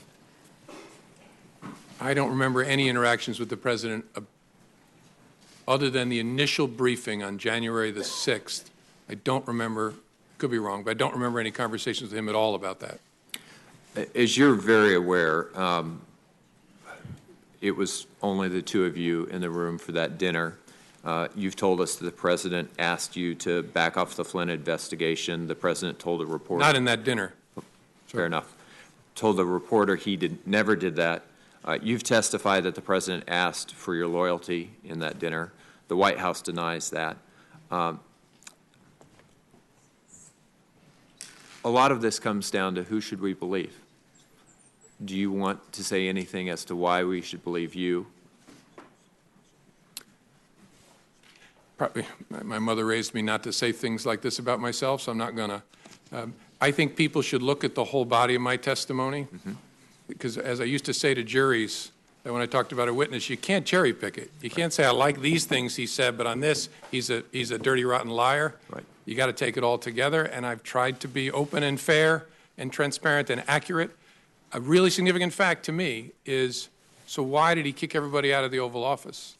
Why would you kick the Attorney General, the President, the Chief of Staff out to talk to me if it was about something else? And so that to me, as an investigator, is a very significant fact. And as we look at testimony or as communication from both of you, we should probably be looking for consistency. Well, in looking at any witness, you look at consistency, track record, demeanor, record over time, that sort of thing. Thank you. So there are reports that the incoming Trump administration, either during the transition and or after the inauguration, attempted to set up a sort of backdoor communication channel with the Russian government using their infrastructure, their devices or facilities. What would be the risks, particularly for a transition, someone not actually in the office of the president yet, to setting up unauthorized channels with a hostile foreign government, especially if they were to evade our own American intelligence services? I'm not going to comment on whether that happened in an open setting, but the primary risk is obvious. You spare the Russians the cost and effort of having to break into our communications channels by using theirs. And so you make it a whole lot easier for them to capture all of your conversations and then to use those to the benefit of Russia against the United States. The memos that you wrote, did you write all 9 of them in a way that was designed to prevent them from needing classification? No. And on a few of the occasions I sent emails to my chief of staff or others on some of the brief phone conversations that I recall. The first one was a classified briefing. Although it wasn't in a SCIF, it was in a conference room at Trump Tower. It was a classified briefing, and so I wrote that on a classified device. The one I started typing in the car, that was a classified laptop that I started working on. Any reason in a classified environment, in a SCIF, that this committee would not be appropriate to see those communications from, at least from your perspective as the author? No. Thank you, Mr. Chairman. Senator Blunt. Thank you, Mr. Chairman. Mr. Comey, when you were terminated at the FBI, I said and still continue to feel that you have provided years of great service to the country. I also said that I'd had significant questions over the last year about some of the decisions you made. If the president hadn't terminated your service, would you still be, in your opinion, the director of the FBI today? Yes, sir. So you took as a direction from the president something that you thought was serious and troublesome, but continued to show up for work the next day. Yes, sir. And 6 weeks later, we're telling the president on March the 30th that he was not personally the target of any investigation. Correct. On March the 30th, and I think again on April 11th as well, I told him we're not investigating him personally. That was true. Well, the point to me, the concern to me there is that all these things are going on. You now, in retrospect, or at least you now, to this committee, that you had serious concerns about what the president had, you believe, directed you to do, and had taken no action, hadn't even reported up the chain of command, assuming you believe there isn't up the chain of command, that these things had happened. Do you have a sense of that, looking back, that that was a mistake? No. In fact, I think no action was the most important thing I could do to make sure there was no interference with the investigation. And on the Flynn issue specifically, I believe you said earlier that you believe the president was suggesting you drop any investigation of Flynn's account of his conversation with the Russian ambassador, which was essentially misleading the vice president and others? Correct. And I'm not going to go into the details, but whether there were false statements made to government investigators as well. Any suggestion that General Flynn had violated the Logan Act, I always find pretty incredible. The Logan Act's been on the books for over 200 years. Nobody's ever been prosecuted for violating the Logan Act. My sense would be that the discussion, not the problem, misleading investigators or the vice president might have been. That's fair. Yes, sir. And had you previously on February the 14th discussed with the president in the previous meeting anything your investigators had learned or their impressions from talking to Flynn? No, sir. So he said he's a good guy, you said he's a good guy, and that was no further action taken on that. Well, he said more than that, but there was the action was, I wrote it up, briefed our senior team, tried to figure out what to do with it, and just made a decision. We're going to hold this and then see what we make of it down the road. Yes, sir. Was it your view that not briefing up meant you really had no responsibility to report that to the Justice Department in some way? I think at some point, and I don't know what Director Mueller is going to do with it, but at some point, I was sure we were going to brief it to the team in charge of the case. But our judgment was, in the short term, doesn't make sense to, no fuzz on the fact I reported to the Attorney General. That's why I stressed he shouldn't be kicked out of the room. But it didn't make sense to report to him now. You know, you said the Attorney General said, I don't want to be in the room with him alone again, but you continued to talk to him on the phone. What is the difference in being in the room alone with him and talking to him on the phone alone? Yeah, I think what I stressed to the Attorney General was a little broader than just the room. I said, I report to you. It's very important you be between me and the White House. After that discussion with the Attorney General, did you take phone calls from the President? Yes, sir. So why did you just say you need to talk to, why didn't you say, I'm not taking that call, you need to talk to the Attorney General? Well, I did on the April 11th call, and I reported the calls, the March 30th call and the April 11th call, to my superior, who was the acting Deputy Attorney General. I don't want to run out of time here. Let me make one other point. In reading your testimony, January the 3rd, January the 27th, and March the 30th, it appears to me that on all three of those occasions, you, unsolicited by the President, made the point to him that he was not a target of an investigation. Correct. Yes, sir. One, I thought the March 30th, very interesting. You said, well, even though you may not want us, that was the 27th, where he said, why don't you look into that dossier thing more? You said, well, you may not want that because then we couldn't tell you couldn't say we couldn't answer the question about you being a target of the investigation, but you didn't seem to be answering that question anyhow. As Senator Rubio pointed out, the one unanswered, unleaked question seems to have been that in this whole period of time. But you said something earlier I don't want to fail to follow up on. You said after you were dismissed, you gave information to a friend so that friend could get that information into the public media. Correct. What kind of information was that? What kind of information did you give to a friend? That the Flynn conversation, that the president had asked me to let the Flynn, I mean, I'm forgetting my exact own words, but the conversation in the Oval Office. So you didn't consider your memo or your sense of that conversation to be a government document? You consider it to be somehow your own personal document that you could share with the media as you wanted to? Correct. Through a friend? I understood this to be my recollection recorded of my conversation with the president. As a private citizen, I felt free to share that. I thought it very important to get it out. So were all of your memos that you recorded on classified or other documents, memos that might be yours as a private citizen?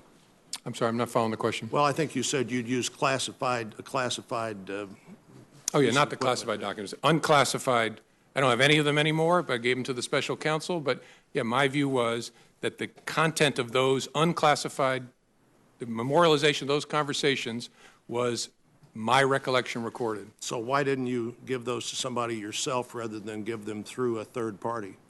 Because I was worried the media was camping at the end of my driveway at that point, and I was actually going out of town with my wife to hide, and I worried it would be like feeding seagulls at the beach if it was I who gave it to the media. So I asked my friend, make sure this gets out. It does seem to me that what you do there is create a source close to the former director of the FBI, as opposed to just taking responsibility yourself for saying, here are these records.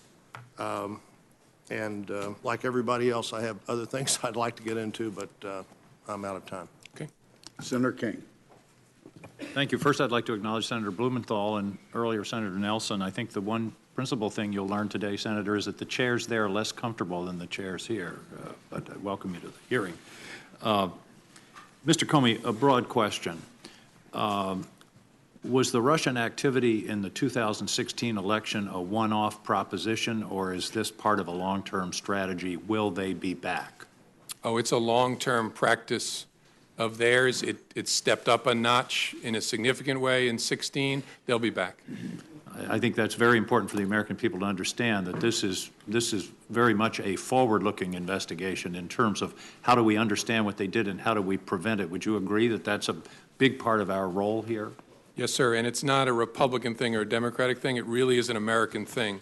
They're going to come for whatever party they choose to try and work on behalf of, and they're not devoted to either, in my experience. They're just about their own advantage, and they will be back. That's my observation. I don't think Putin is a Republican or a Democrat. He's an opportunist.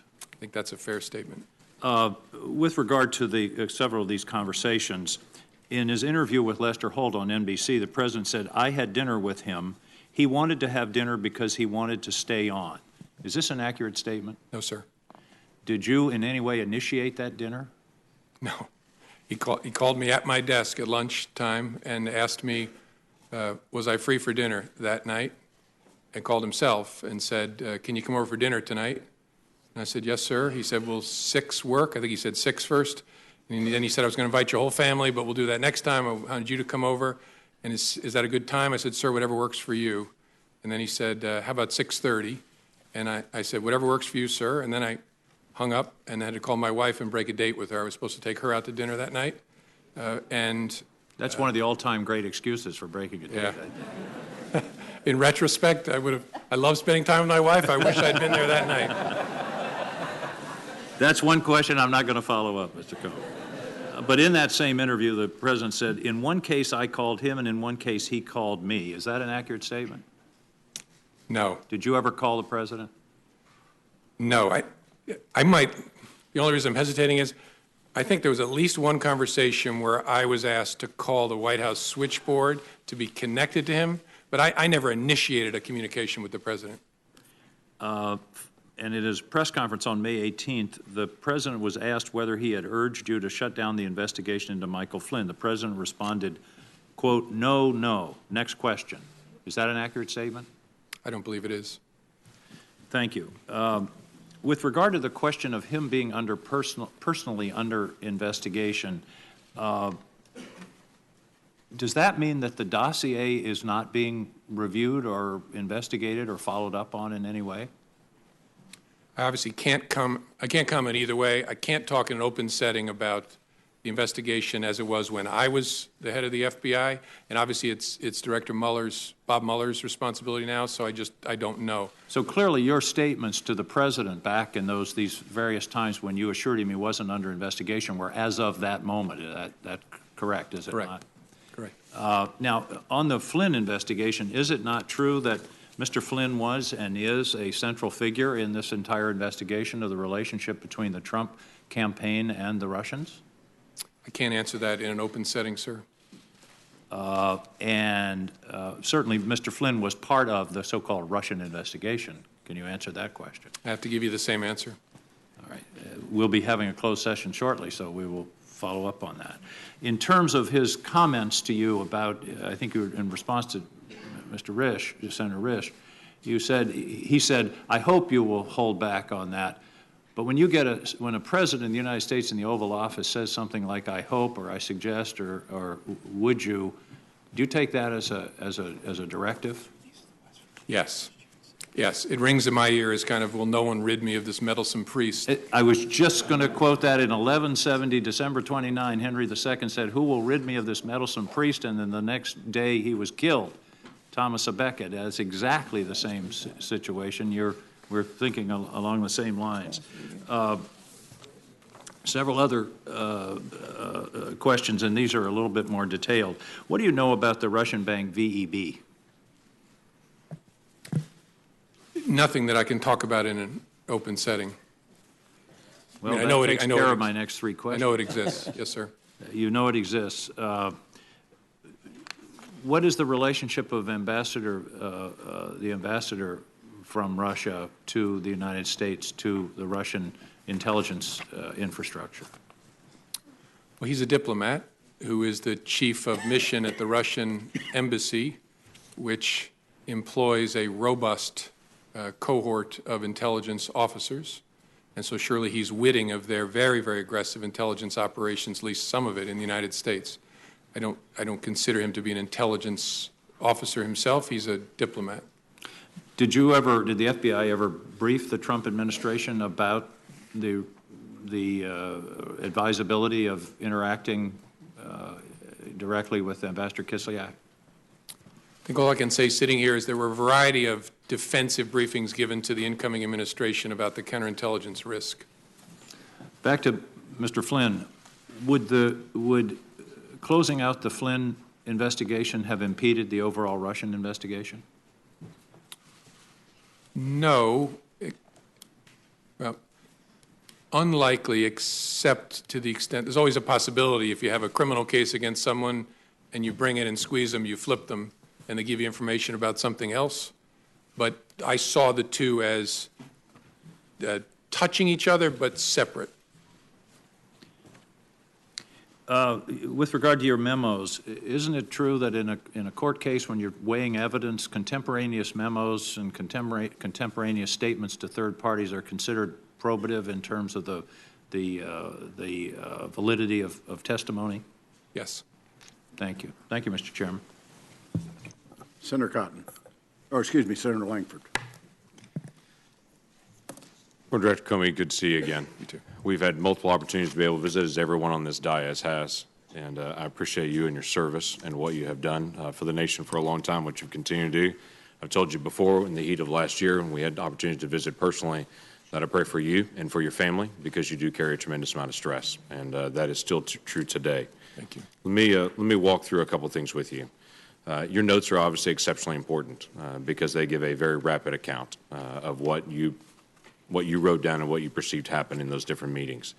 Have you had the opportunity to be able to reference those notes when you were preparing the written statement that you put for us today? Yes. Yes. I think nearly all of my written recordings of my conversations, I had a chance to review them before filing my statement. Do you have a copy of any of those notes personally? I don't. I turned them over to Bob Mueller's investigators. The individual that you told about your memos that then was sent on to the New York Times, did they have a copy of those memos, or were they told orally of those memos? Had a copy. I had a copy at the time. Do they still have a copy of those memos? It's a good question. I think so. I guess I can't say for sure sitting here, but I guess I don't know, but I think so. So the question is, could you ask them to hand that copy right back to you so you could hand them over to this committee? Potentially. I would like to move that from potential to see if we can ask that question, so we can have a copy of those. Obviously, those notes are exceptionally important to us to be able to go through the process, so we can continue to get to the facts as we see it. As you know, the written documents are exceptionally important. Yeah. Are there other documents that we need to be aware of that you used in your preparation for your written statement that we should also have that would assist us in helping with this? Not that I'm aware of, no. Past the February the 14th meeting, which is a very important meeting, obviously, as we discuss the conversations here about Michael Flynn. When the president asked you about he hopes that you would let this go, and the conversation back and forth about being a good guy, after that time, did the president ever bring up anything about Michael Flynn again to you? You had multiple other conversations you have documented with the president. No, I don't remember him ever bringing it up again. Did any member of the White House staff ever come to you and talk to you about letting go of the Michael Flynn case or dropping it or anything referring to that? No. Nope. Did the Director of National Intelligence come to you and talk to you about that? No. Did anyone from the Attorney General's office, the Department of Justice, ask you about that? No. Did the head of NSA talk to you about that? No. The key aspect here is if this seems to be something the president's trying to get you to drop it, this seems like a pretty light touch to drop it, to bring it up at that moment, the day after he had just fired Flynn, to come back in and say, I hope we can let this go, but then it never reappears again. Did it slow down your investigation or any investigation that may or may not be occurring with Michael Flynn? No, although I don't know there are any manifestations, outward manifestations of the investigation between February 14th and when I was fired. So I don't know that the president would have any way of knowing whether it was effective or not. Okay. That's fair enough. If the president wanted to stop an investigation, how would he do that? Knowing it's an ongoing criminal investigation or counterintelligence investigation, would that be a matter of trying to go to you perceive, and to say you make it stop because he doesn't have the authority to stop? Or how would the president make an ongoing investigation stop? Again, I'm not a legal scholar, so smarter people answer this better, but I think as a legal matter, the president is the head of the executive branch and could direct, in theory, we have important norms against this, but direct that anybody be investigated or anybody not be investigated. I think he has the legal authority, because all of us ultimately report in the executive branch up to the president. Okay. Would that be to you? Would that be to the Attorney General? Would that be to who that would do that? Suppose you could do it to, if you want to issue a direct order, it could do it in any way. Could do it through the Attorney General or issue it directly to me. Well, is there any question that the president is not real fond of this investigation? I can think of multiple 140-word character expressions that he's done publicly to express he's not fond of the investigations. I've heard you share before in this conversation that you're trying to keep the agents that are working on it away from any comment the president might have made. Quite frankly, the president has informed around 6 billion people that he's not real fond of this investigation. Do you think there's a difference in that? Yes. Okay. I think there's a big difference in kicking superior officers out of the Oval Office, looking the FBI director in the eye and saying, I hope you'll let this go. I think if the agents, as good as they are, heard the President of the United States did that, there's a real risk of a chilling effect on their work. That's why we kept it so tight. Okay.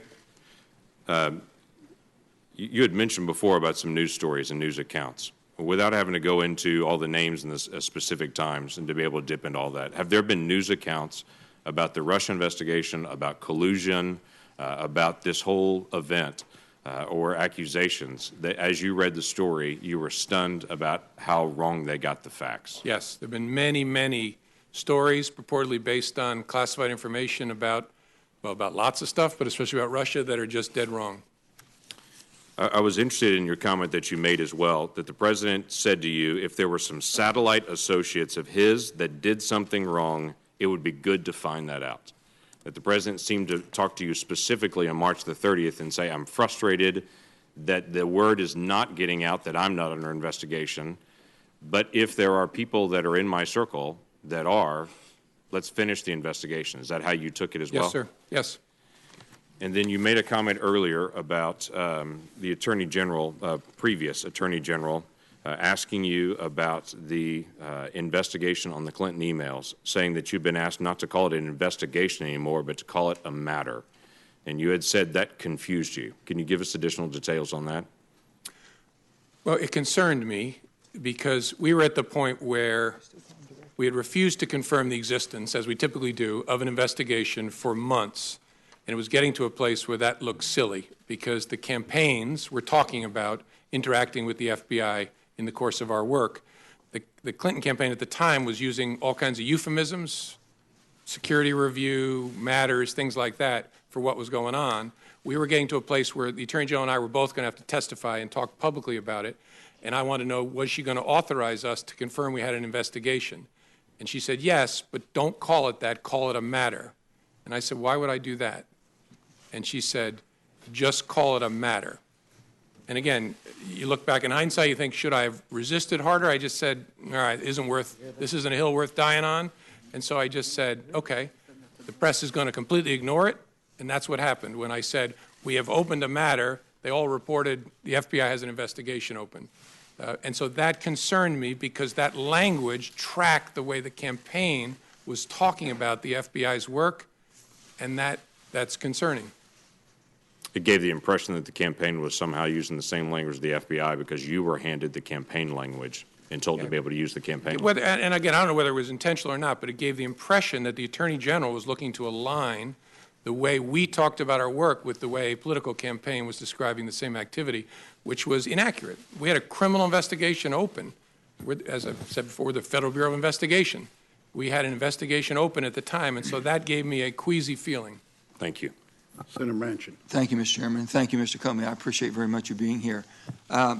West Virginians are very interested in this hearing that we're having today. I've had over 600 requests for questions to ask you from my fellow West Virginians, and most of them have been asked. And there's quite a few of them that were quite detailed while asking our classified hearing. I want to thank you, first of all, for coming and agreeing to be here, volunteering, but also volunteering to stay into the classified hearing. I don't know if you had a chance to watch our hearing yesterday. I watched part of it, yes, sir. And it was quite troubling.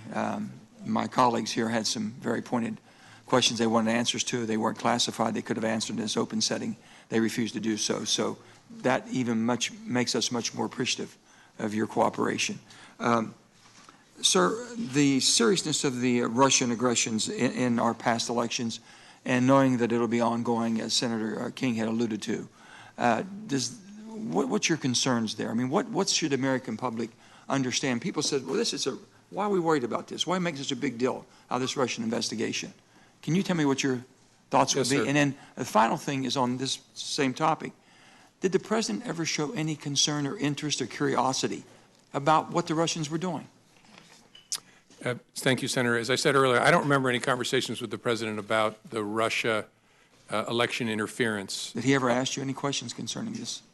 Well, there was an initial briefing of our findings, and I think there was conversation there. I don't remember it exactly, where he asked questions about what we had found and what our sources were and what our confidence level was. But after that, I don't remember anything. The reason this is such a big deal is we have this big, messy, wonderful country where we fight with each other all the time, but nobody tells us what to think, what to fight about, what to vote for, except other Americans. And that's wonderful and often painful.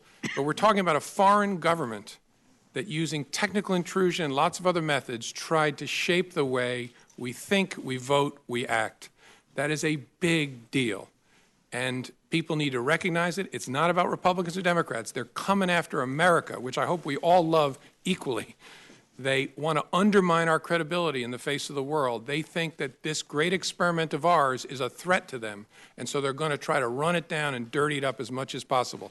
That's what this is about, and they will be back because we remain, as difficult as we can be with each other, we remain that shining city on the hill, and they don't like it. So this is extremely important. It's extremely dangerous, what we're dealing with, and it's needed, is what you're saying. Yes, sir. Do you believe there were any tapes or recordings of your conversations with the president? It never occurred to me till the president's tweet. I'm not being facetious. I hope there are, and I'll consent to the release of. So both of you are in the same findings here. You both hope there's tapes and recordings. Well, all I can do is hope. The president surely knows whether he taped me, and if he did, my feelings aren't hurt. Release all the tapes. I'm good with it. Gotcha. Sir, do you believe that Robert Mueller, our new special investigator on Russia, will be thorough and complete without political intervention? And would you be confident on these findings and recommendations? Yes, Bob Mueller is one of the finest people and public servants this country has ever produced. He will do it well. He is a dogged, tough person, and you can have high confidence that when it's done, he's turned over all the rocks. You've been asked a wide variety of questions today, and then we're going to be hearing more, I'm sure, in our classified hearing. Something I often ask folks when they come here, what details of this saga should we be focusing on, and what would you recommend us do differently? Or to adjust our perspective on this? I don't know. One of the reasons that I'm pleased to be here is I think this committee has shown the American people, although we have two parties and we disagree about important things, we can work together when it involves the core interests of the country. So I would hope you'll just keep doing what you're doing. It's good in and of itself, but it's also a model, especially for kids, that we are a functioning adult democracy. And you also mentioned you had, I think, six meetings, 3 times in person, 6 on the phone, 9 times in conversation with the president. Did he ever, at that time, allude that you were not performing adequately? Ever indicate that at all? Oh, no. In fact, the contrary, quite often. Yeah, he called me one day. I was about to get on a helicopter. The head of the DEA was waiting in the helicopter for me, and he just called to check in and tell me I was doing an awesome job and wanted to see how I was doing. And I said, I'm doing fine, sir. And then I finished the call and got on the helicopter. Mr. Comey, do you believe you would have been fired if Hillary Clinton had become president? That's a great question. I don't know. Yeah, I don't know. You have any thoughts about it? No, I might have been. I don't know. Look, I've said before that was an extraordinarily difficult and painful time. I think I did what I had to do. I knew it was going to be very bad for me personally, and the consequence of that might have been, if Hillary Clinton was elected, I might have been terminated. I don't know. I really don't. My final question will be, after February 14th meeting in the Oval Office, you mentioned that you asked Attorney General Sessions to ensure that you were never left alone with the president. Did you ever consider why Attorney General Sessions was not asked to stay in the room? Oh, sure. I did, and have. And in that moment, I knew. You ever talked to him about it? No. You never had a discussion with Jeff Sessions on this? No, not at all. On any of your meetings? No. Did he inquire? Did he show any inquiry whatsoever? What was that meeting about? No. Oh, you're right. I did say to him, I'd forgotten this, when I talked to him and said, you have to be between me and the president, and that's incredibly important, and I forget my exact words, I passed along the president's message about the importance of aggressively pursuing leaks of classified information, which is a goal I share, and I passed that along to the Attorney General. I think it was the next morning in a meeting, but I did not tell him about the Flynn part. Do you believe this will rise to the obstruction of justice? I don't know. That's Bob Mueller's job to sort that out. Thank you, sir.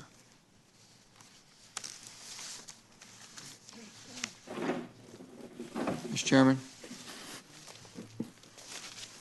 Senator Cotton.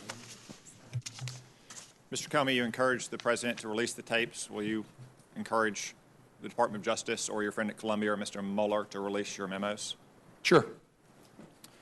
You said that you did not record your conversations with President Obama or President Bush in memos. Did you do so with Attorney General Sessions or any other senior member of the Trump Department of Justice? No. Did you? I'm sorry.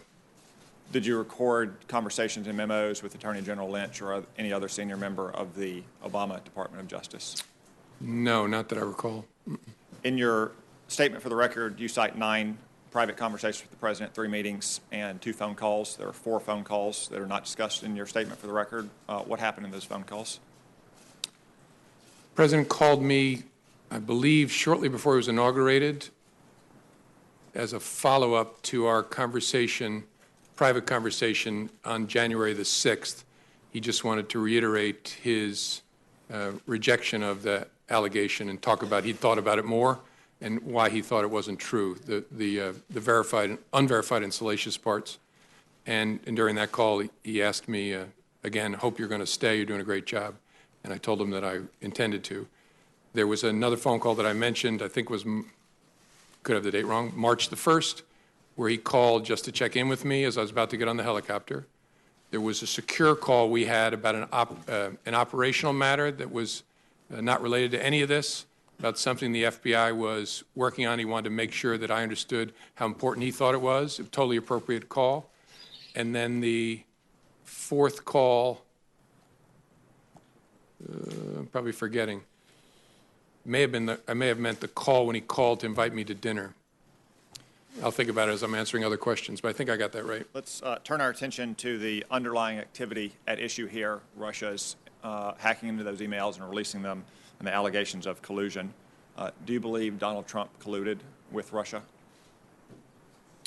It's a question I don't think I should answer in an open setting. As I said, that we didn't, when I left, we did not have an investigation focused on President Trump. But that's a question that'll be answered by the investigation, I think. Let me turn to a couple statements by one of my colleagues, Senator Feinstein. She was the ranking member on this committee until January, which means she had access to information that only she and Chairman Burr did. She's now the senior Democrat on the Judiciary Committee, meaning she has access to the FBI that most of us don't. On May 3rd, on CNN's Wolf Blitzer show, she was asked, do you have evidence that there was in fact collusion between Trump associates and Russia during the campaign? She answered, not at this time. On May 18th, at the same show, Mr. Blitzer said, the last time we spoke, Senator, I asked if you had actually seen any evidence of collusion between the Trump campaign and the Russians, and you said to me, and I'm quoting you now, you said, not at this time. Has anything changed since we last spoke? Senator Feinstein said, well, no, it hasn't. Do you have any reason to doubt those statements? I don't doubt that Senator Feinstein was saying what she understood. I just don't want to go down that path, first of all, because I'm not in the government anymore, and answering in the negative, I just worry leads me deeper and deeper into talking about the investigation in an open setting. I'm always trying to be fair. I don't want to be unfair to President Trump. I'm not trying to suggest by my answer something nefarious, but I don't want to get into the business of saying not as to this person, not as to that person. On February 14th, the New York Times published a story, the headline of which was, Trump campaign aides had repeated contacts with Russian intelligence. You were asked earlier if that was an inaccurate story, and you said in the main. Would it be fair to characterize that story as almost entirely wrong? Yes. Did you have, at the time that story was published, any indication of any contact between Trump people and Russians, intelligence officers, other government officials, or close associates of the Russian government? That's one I can't answer sitting here. We can discuss that in a classified setting then. I want to turn attention now to Mr. Flynn and the allegations of his underlying conduct. To be specific, his alleged interactions with the Russian ambassador on the telephone, and then what he said to senior Trump administration officials and Department of Justice officials. I understand there are other issues with Mr. Flynn related to his receipt of foreign monies or disclosure of potential advocacy activity on behalf of foreign governments. Those are serious and credible allegations that I'm sure will be pursued, but I want to speak specifically about his interactions with the Russian ambassador. There was a story on January 23rd in the Washington Post that says, entitled, FBI reviewed Flynn's calls with Russian ambassador but found nothing illicit. Is this story accurate? I don't want to comment on that, Senator, because I'm pretty sure the Bureau has not confirmed any interception of communications. And so I don't want to talk about that in an open setting. Would it be improper for an incoming national security advisor to have a conversation with a foreign ambassador? In my experience, no. But you can't confirm or deny that the conversation happened, and we would need to know the contents of that conversation to know if it was in fact improper. Yeah, I don't think I can talk about that in an open setting. And again, I've been out of government now a month, so I also don't want to talk about things when it's now somebody else's responsibility. But maybe in the classified setting, we can talk more about that. You stated earlier that there wasn't an open investigation of Mr. Flynn in the FBI.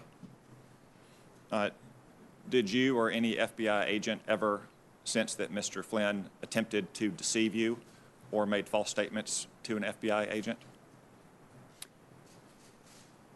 I don't want to go too far.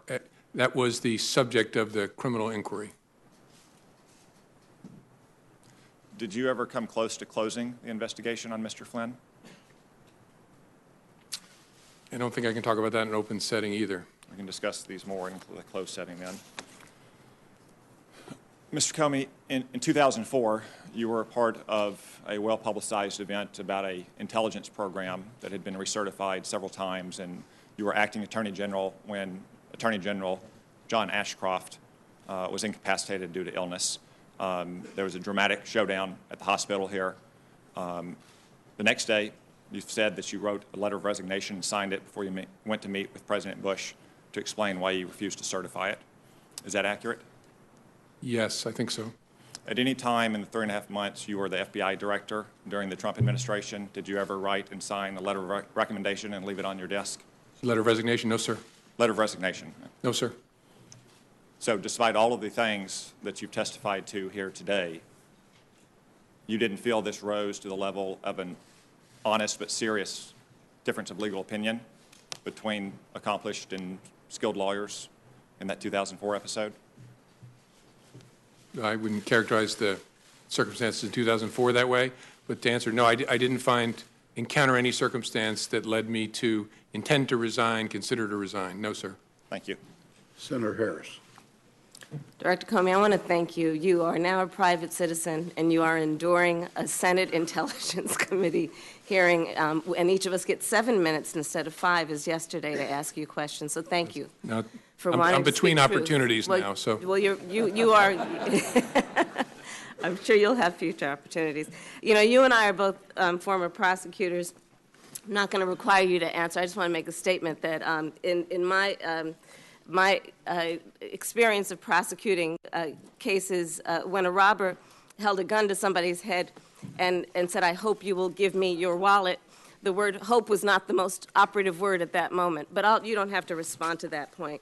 I have a series of questions to ask you, and they're going to start with, are you aware of any meetings between the Trump administration officials and Russian officials during the campaign that have not been acknowledged by those officials in the White House? That's not even if I remember clearly, that's not a question I can answer in an open setting. Are you aware of any efforts by Trump campaign officials or associates of the campaign to hide their communications with Russian officials through encrypted communications or other means? I have to give you the same answer, Senator. Sure. In the course of the FBI's investigation, did you ever come across anything that suggested that communications records, documents, or other evidence had been destroyed? I think I got to give you the same answer because it would touch on investigative matters. And are you aware of any efforts or potential efforts to conceal communications between campaign officials and Russian officials? I think I have to give you the same answer, Senator. Thank you.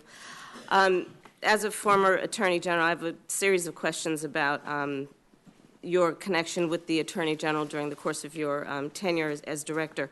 What is your understanding of the parameters of General Sessions' recusal from the Russia investigation?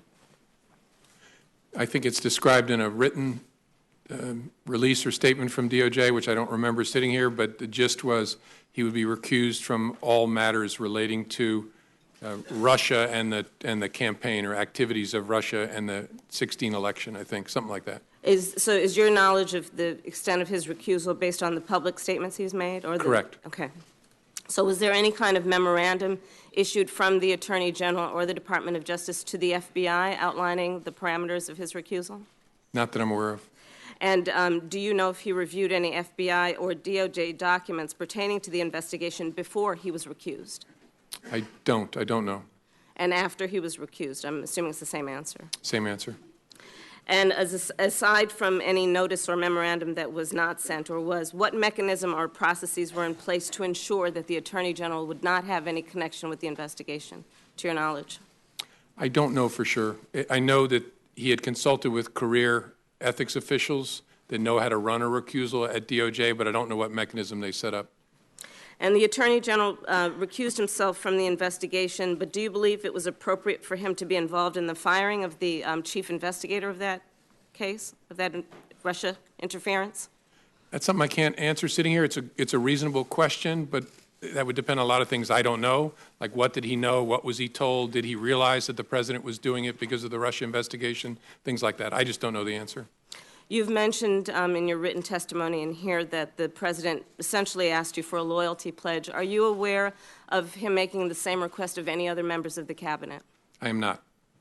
Do you know one way or another what he? I don't know one way or another. I've never heard anything about it. And you mentioned that you had the conversation where he hoped that you would let the Flynn matter go on February 14th or thereabouts.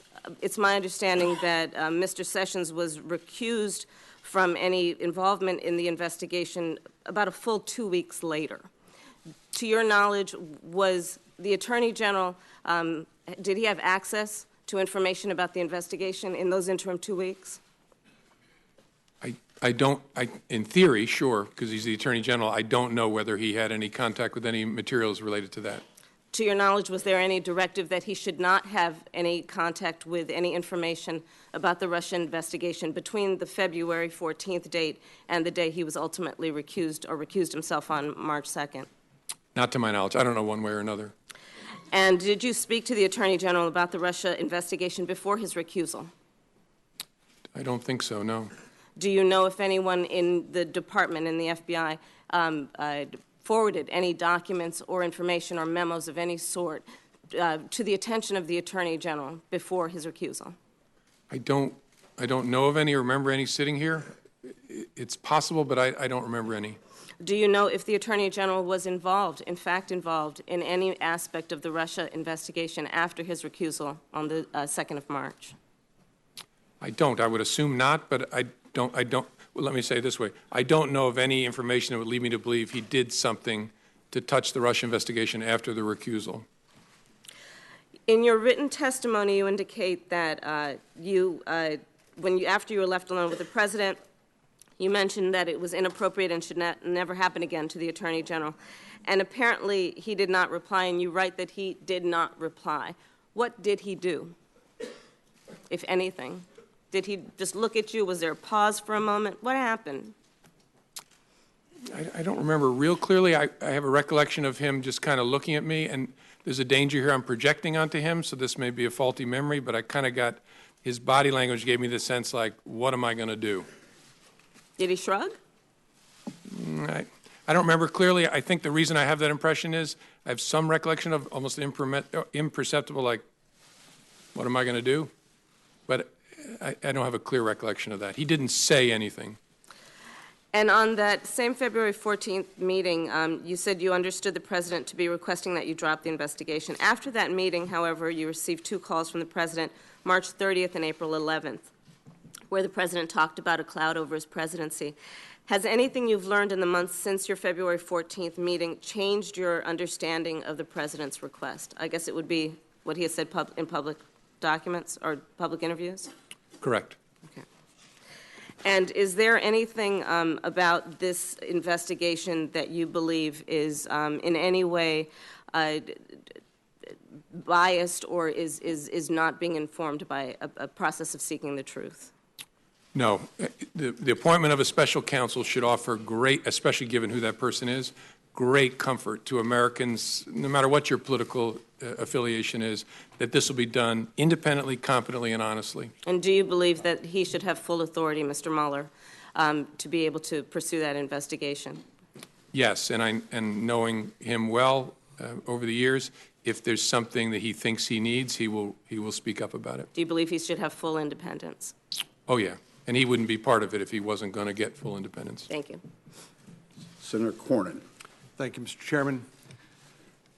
Mr. Comey, I'll repeat what I've said at previous hearings, that I believe you're a good and decent man who's been dealt a very difficult hand, starting back with the Clinton email investigation.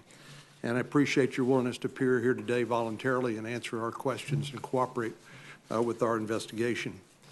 As a general matter, if an FBI agent has reason to believe that a crime has been committed, do they have a duty to report it?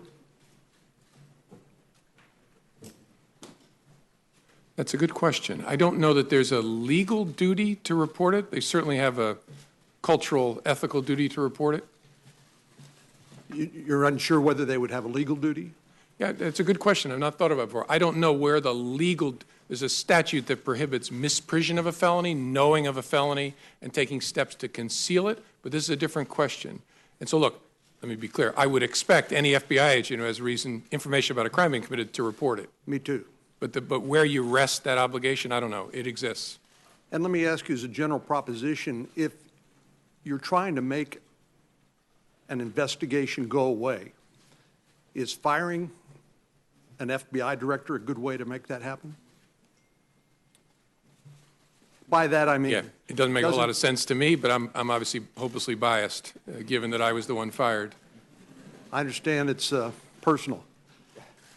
No, given the nature of the FBI, I meant what I said. There's no indispensable people in the world, including at the FBI, that there's lots of bad things about me not being at the FBI. Most of them are for me, but the work's going to go on as before. So nothing that's happened that you've testified to here today has impeded the investigation of the FBI or Director Mueller's commitment to get to the bottom of this from the standpoint of the FBI and the Department of Justice. Would you agree with that? Correct. Especially the appointment of former Director Mueller is a critical part of that equation.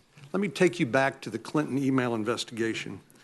I think you've been cast as a hero or a villain, depending on the whose political ox is being gored at many different times during the course of the Clinton email investigation, and even now perhaps.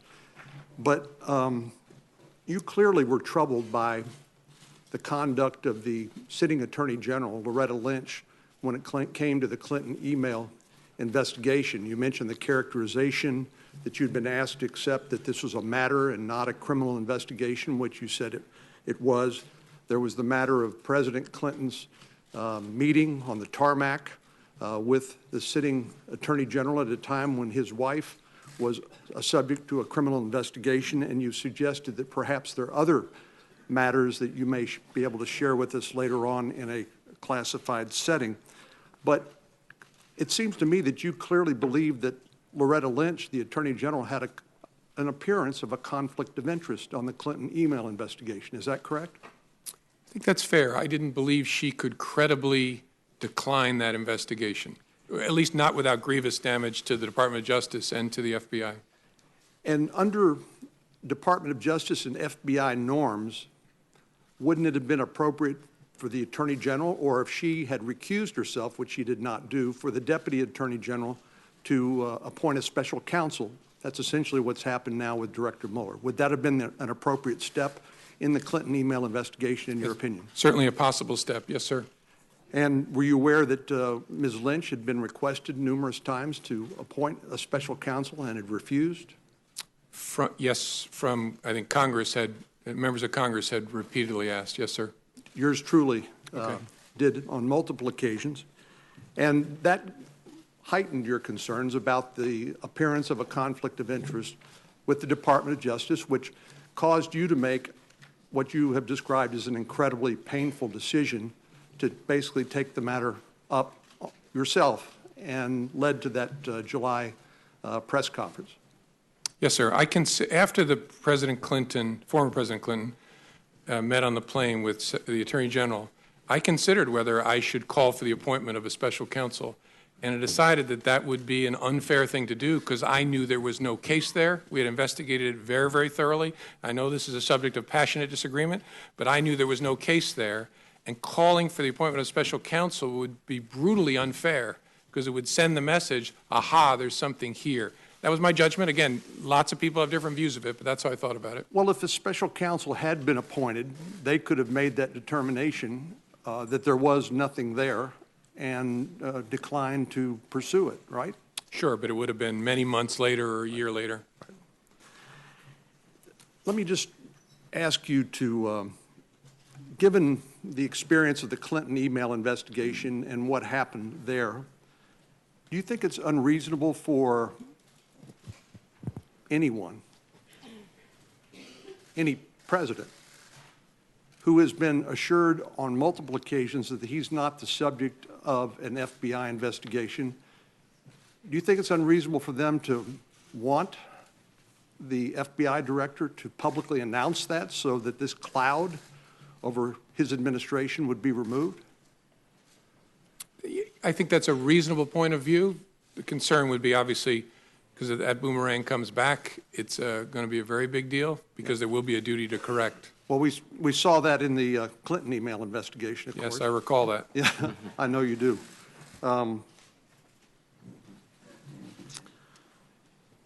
So let me ask you finally in the minute that we have left, there was this conversation back and forth about loyalty, and I think we all appreciate the fact that an FBI director is a unique public official in the sense that he's a political appointee in one sense, but he has a duty of independence to pursue the law pursuant to the constitutional laws of the United States. And so when the president asked you about loyalty, you got in this back and forth about, well, I'll pledge you my honesty. And then it looks like, from what I've read, you agreed upon honest loyalty or something like that. Is that the characterization? Yes. Thank you very much. Thank you, sir. Senator Reid. Thank you, Mr. Chairman. Thank you, Director Comey. There have been press reports that the president, in addition to asking you to drop the Flynn investigation, has asked other senior intelligence officials to take steps which would tend to undermine the investigation into Russia. There's been reports that he's asked DNI Coates and Admiral Rogers to make public statements exonerating him or taking the pressure off him, and also reports about Admiral Rogers and Director Pompeo to intervene and reach out to the FBI and ask them. Are you aware of any of these, or do you have any information with respect to any of these allegations? I don't. I'm aware of the public reporting, but I had no contact, no conversation with any of those leaders about that subject. Thank you. You have testified that you interpret the discussion with the President about Flynn as a direction to stop the investigation. Is that correct? Yes. You've testified that the President asked you to lift the cloud by essentially making public statements exonerating him and perhaps others. You refused, correct? I didn't do it. I didn't refuse the president. I told him we would see what we could do, and then the second time he called, I told him in substance, that's something your lawyer will have to take up with the Justice Department. And part of the underlying logic was that, we've discussed many times throughout this morning, is the duty to correct. That is a theoretical issue, but also a very practical issue. Was there your feeling that the direction of the investigation could, in fact, include the President? Well, in theory, I mean, as I explained, the concern of one of my senior leader colleagues was, if you're looking at potential coordination between the campaign and Russia, the person at the head of the campaign is the candidate. So logically, this person argued, the candidate's knowledge, understanding will logically become a part of your inquiry if it proceeds.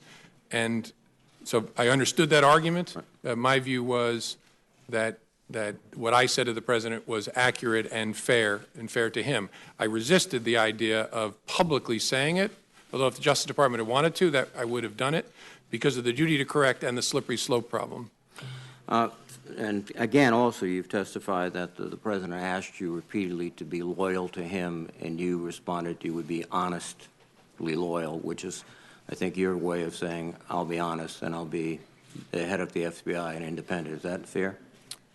Correct. I tried honest first, and also, I mean, you see it in my testimony, I also tried to explain to him why it's in his interest, and every president's interest, for the FBI to be apart in a way, because its credibility is important to a president and to the country.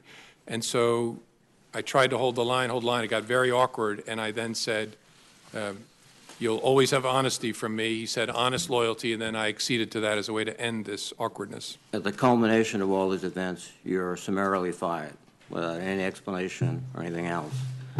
Well, there was an explanation. I just don't buy it. Well, yes.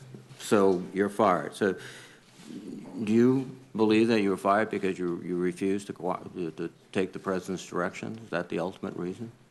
I don't know for sure. I know I was fired. Again, I take the President's words.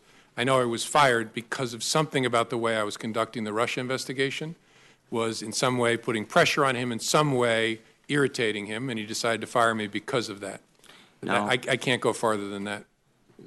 the Russian investigation, as you have pointed out, and as all my colleagues have reflected, is one of the most serious hostile acts against this country in our history, undermining the very core of our democracy and our elections. It is not a discrete event. It will likely occur. It's probably being prepared now for 18 and 20 and beyond. And yet, the President of the United States fires you because, in your own words, some relation to this investigation. And then he shows up in the Oval Office with the Russian foreign minister, first after classifying you as crazy and a real nut job, which I think you've effectively disproved this morning. He said, I face great pressure because of Russia. That's taken off.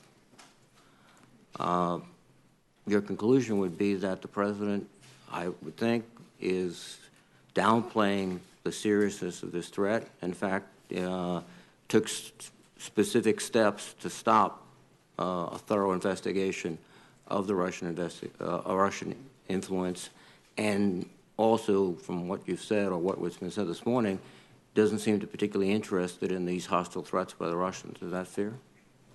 I don't know that I can agree to that level of detail. There's no doubt that it's a fair judgment, it's my judgment, that I was fired because of the Russia investigation. I was fired in some way to change, or the endeavor was to change the way the Russia investigation was being conducted.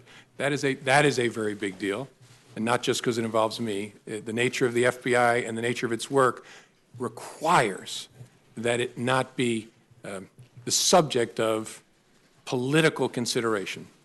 And then on top of that, you have the Russia investigation itself is vital because of the threat. And I know I should have said this earlier, but it's obvious. If any Americans were part of helping the Russians do that to us, that is a very big deal. And I'm confident that if that is the case, Director Mueller will find that evidence. Finally, the President tweeted that James Comey better hope that there are no tapes of our conversation before he starts leaking to the press. Was that a rather unsubtle attempt to intimidate you from testifying and intimidate anyone else who seriously crosses his path of not doing it? I'm not going to sit here and try to interpret the President's tweets. To me, its major impact was, as I said, it occurred to me in the middle of the night, holy cow, there might be tapes. And if there are tapes, it's not just my word against his on the direction to get rid of the Flynn investigation. Thank you very much. Senator McCain. In the case of Hillary Clinton, you made the statement that there wasn't sufficient evidence to bring a suit against her, although it had been very careless in their behavior. But you did reach a conclusion in that case that it was not necessary to further pursue her. Yet at the same time, in the case of Mr. Comey, you said that there was not enough information to make a conclusion. Tell me the difference between your conclusion as far as former Secretary Clinton is concerned and Mr. Trump. The Clinton investigation was a completed investigation that the FBI had been deeply involved in, and so I had an opportunity to understand all the facts and apply those facts against the law as I understood them. This investigation was underway, still going when I was fired, so it's nowhere near in the same place. At least it wasn't when I was. But it's still ongoing. Correct. So far as I know, it was when I left. That investigation was going on. This investigation is going on. You reached separate conclusions. No, that one was done. That investigation of any involvement of Secretary Clinton or any of her associates is completed. Yes, as of July the 5th, the FBI completed its investigative work, and that's what I was announcing, what we had done and what we had found. Well, at least in the minds of this member, there's a whole lot of questions remaining about what went on, particularly considering the fact that, as you mentioned, it's a, quote, big deal as to what went on during the campaign. So I'm glad you concluded that part of the investigation, but I think that the American people have a whole lot of questions out there, particularly since you just emphasized the role that Russia played. And obviously, she was a candidate for president at the time, so she was clearly involved in this whole situation where fake news, as you just described it, big deal, took place. You're going to have to help me out here. In other words, we're complete the investigation of anything that former Secretary Clinton had to do with the campaign is over and we don't have to worry about it anymore? With respect to Secretary, I'm a little confused, Senator. With respect to Secretary Clinton, yeah, we investigated criminal investigation in connection with her use of a personal email server. I understand. And that's the investigation I announced the conclusion of on July 5th. So, but at the same time, you made the announcement there would be no charges brought against then Secretary Clinton for any activities involved in the Russia involvement in our engagement in our election. I don't quite understand how you could be done with that, but not done with the whole investigation of their attempt to affect the outcome of our election.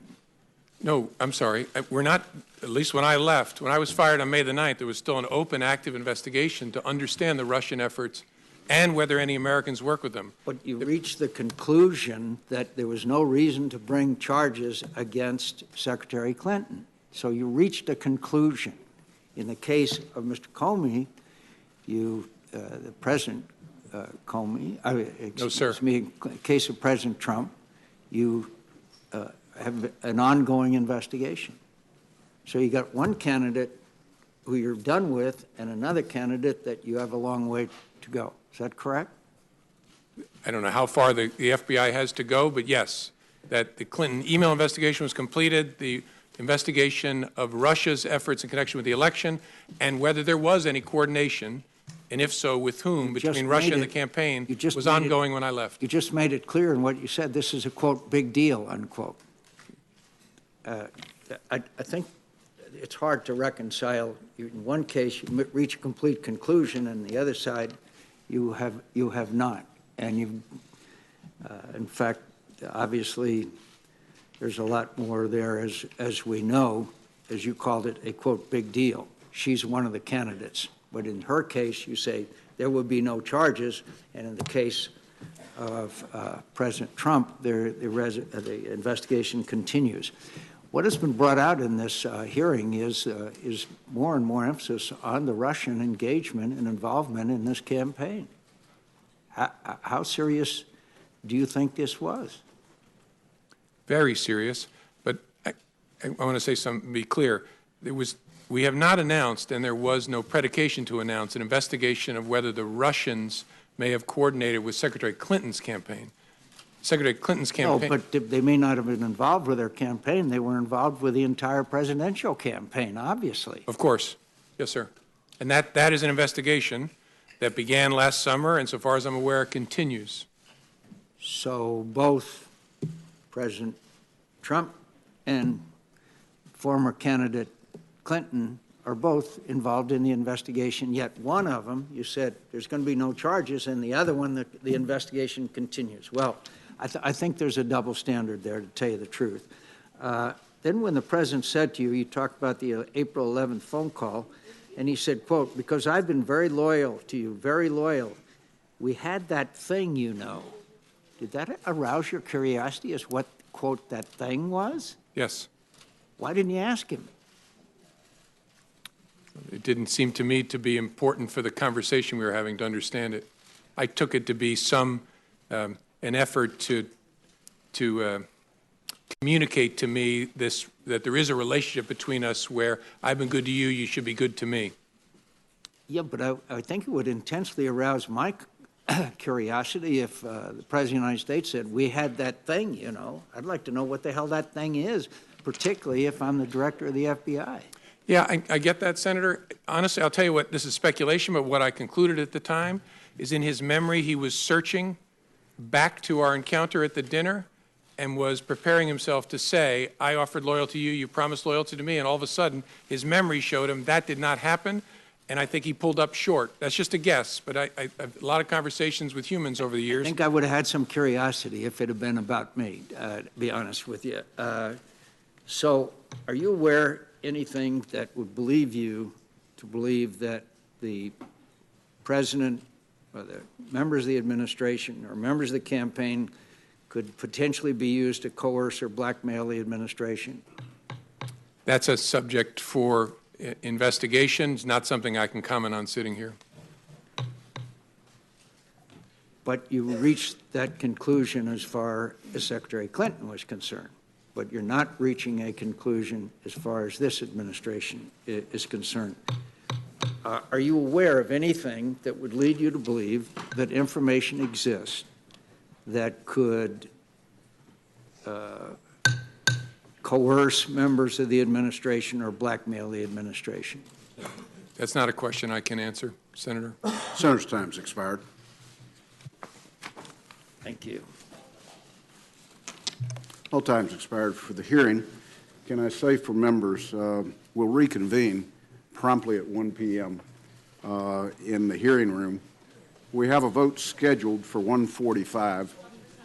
I would suggest that all members promptly be there at 1 o'clock. We have about 3 minutes. I'd like to have order. Photographers, return to where you were, please. This hearing's not adjourned yet. Either that or we'll remove you. To members, we have about 3 minutes of updates that we would love to cover as soon as we get into the closed session before we have an opportunity to spend some time with Director Comey. Based on our agreement, it would be my intentions to adjourn that closed hearing between 2 and 2:10 so that members can go vote, and I would urge you to eat at that time. Jim, several of us on this committee have had the opportunity to work with you since you walked in the door. I want to say personally on behalf of all the committee members, we're grateful to you for your service to your country, not just in the capacity as FBI director, but as prosecutor, and more importantly, being somebody that loves this country enough to tell it like it is. I want to say to your workforce that we're grateful to them with the level of cooperation that they have shown us, with the trust we've built between both organizations, the Congress and the Bureau. We couldn't do our job if it wasn't for their willingness to share candidly with us the work that we need to see. This hearing's the 9th public hearing this committee has had this year. That is twice the historical year-long average of this committee.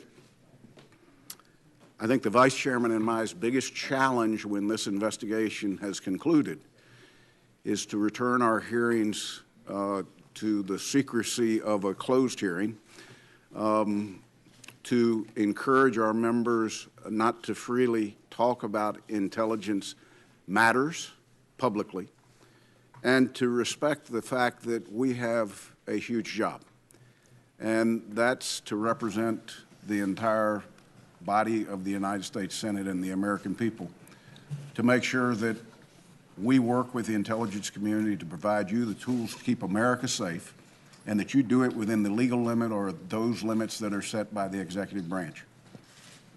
We could not do it if it wasn't for trusted partnership that you have been able to lead and others before you.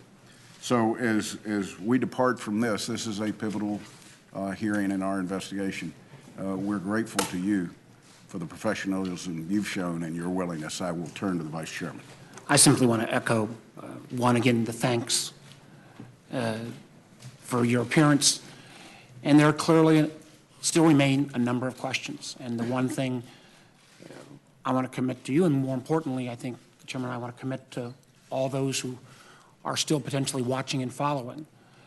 There's still a lot of unanswered questions, and we're going to get to the bottom of this. We're going to get the facts out. The American people deserve to know. There's the questions around implications of Trump officials and the Russians, but there's also the macro issue of what the Russians did and continue to do. And I think it is very important that all Americans realize that threat is real, it is continuous, it is not just towards our nation, it is all towards all Western democracies, and we have to come to a solution set. Thank you, Mr. Chairman. Director Comey, thank you once again on behalf of the committee. This hearing is adjourned.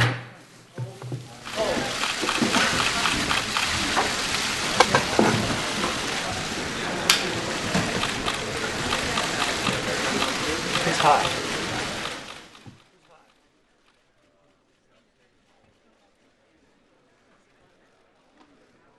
All right, as you can see, no sign of James Comey at the end of that hearing. He quickly leaves. Lots of photos taking.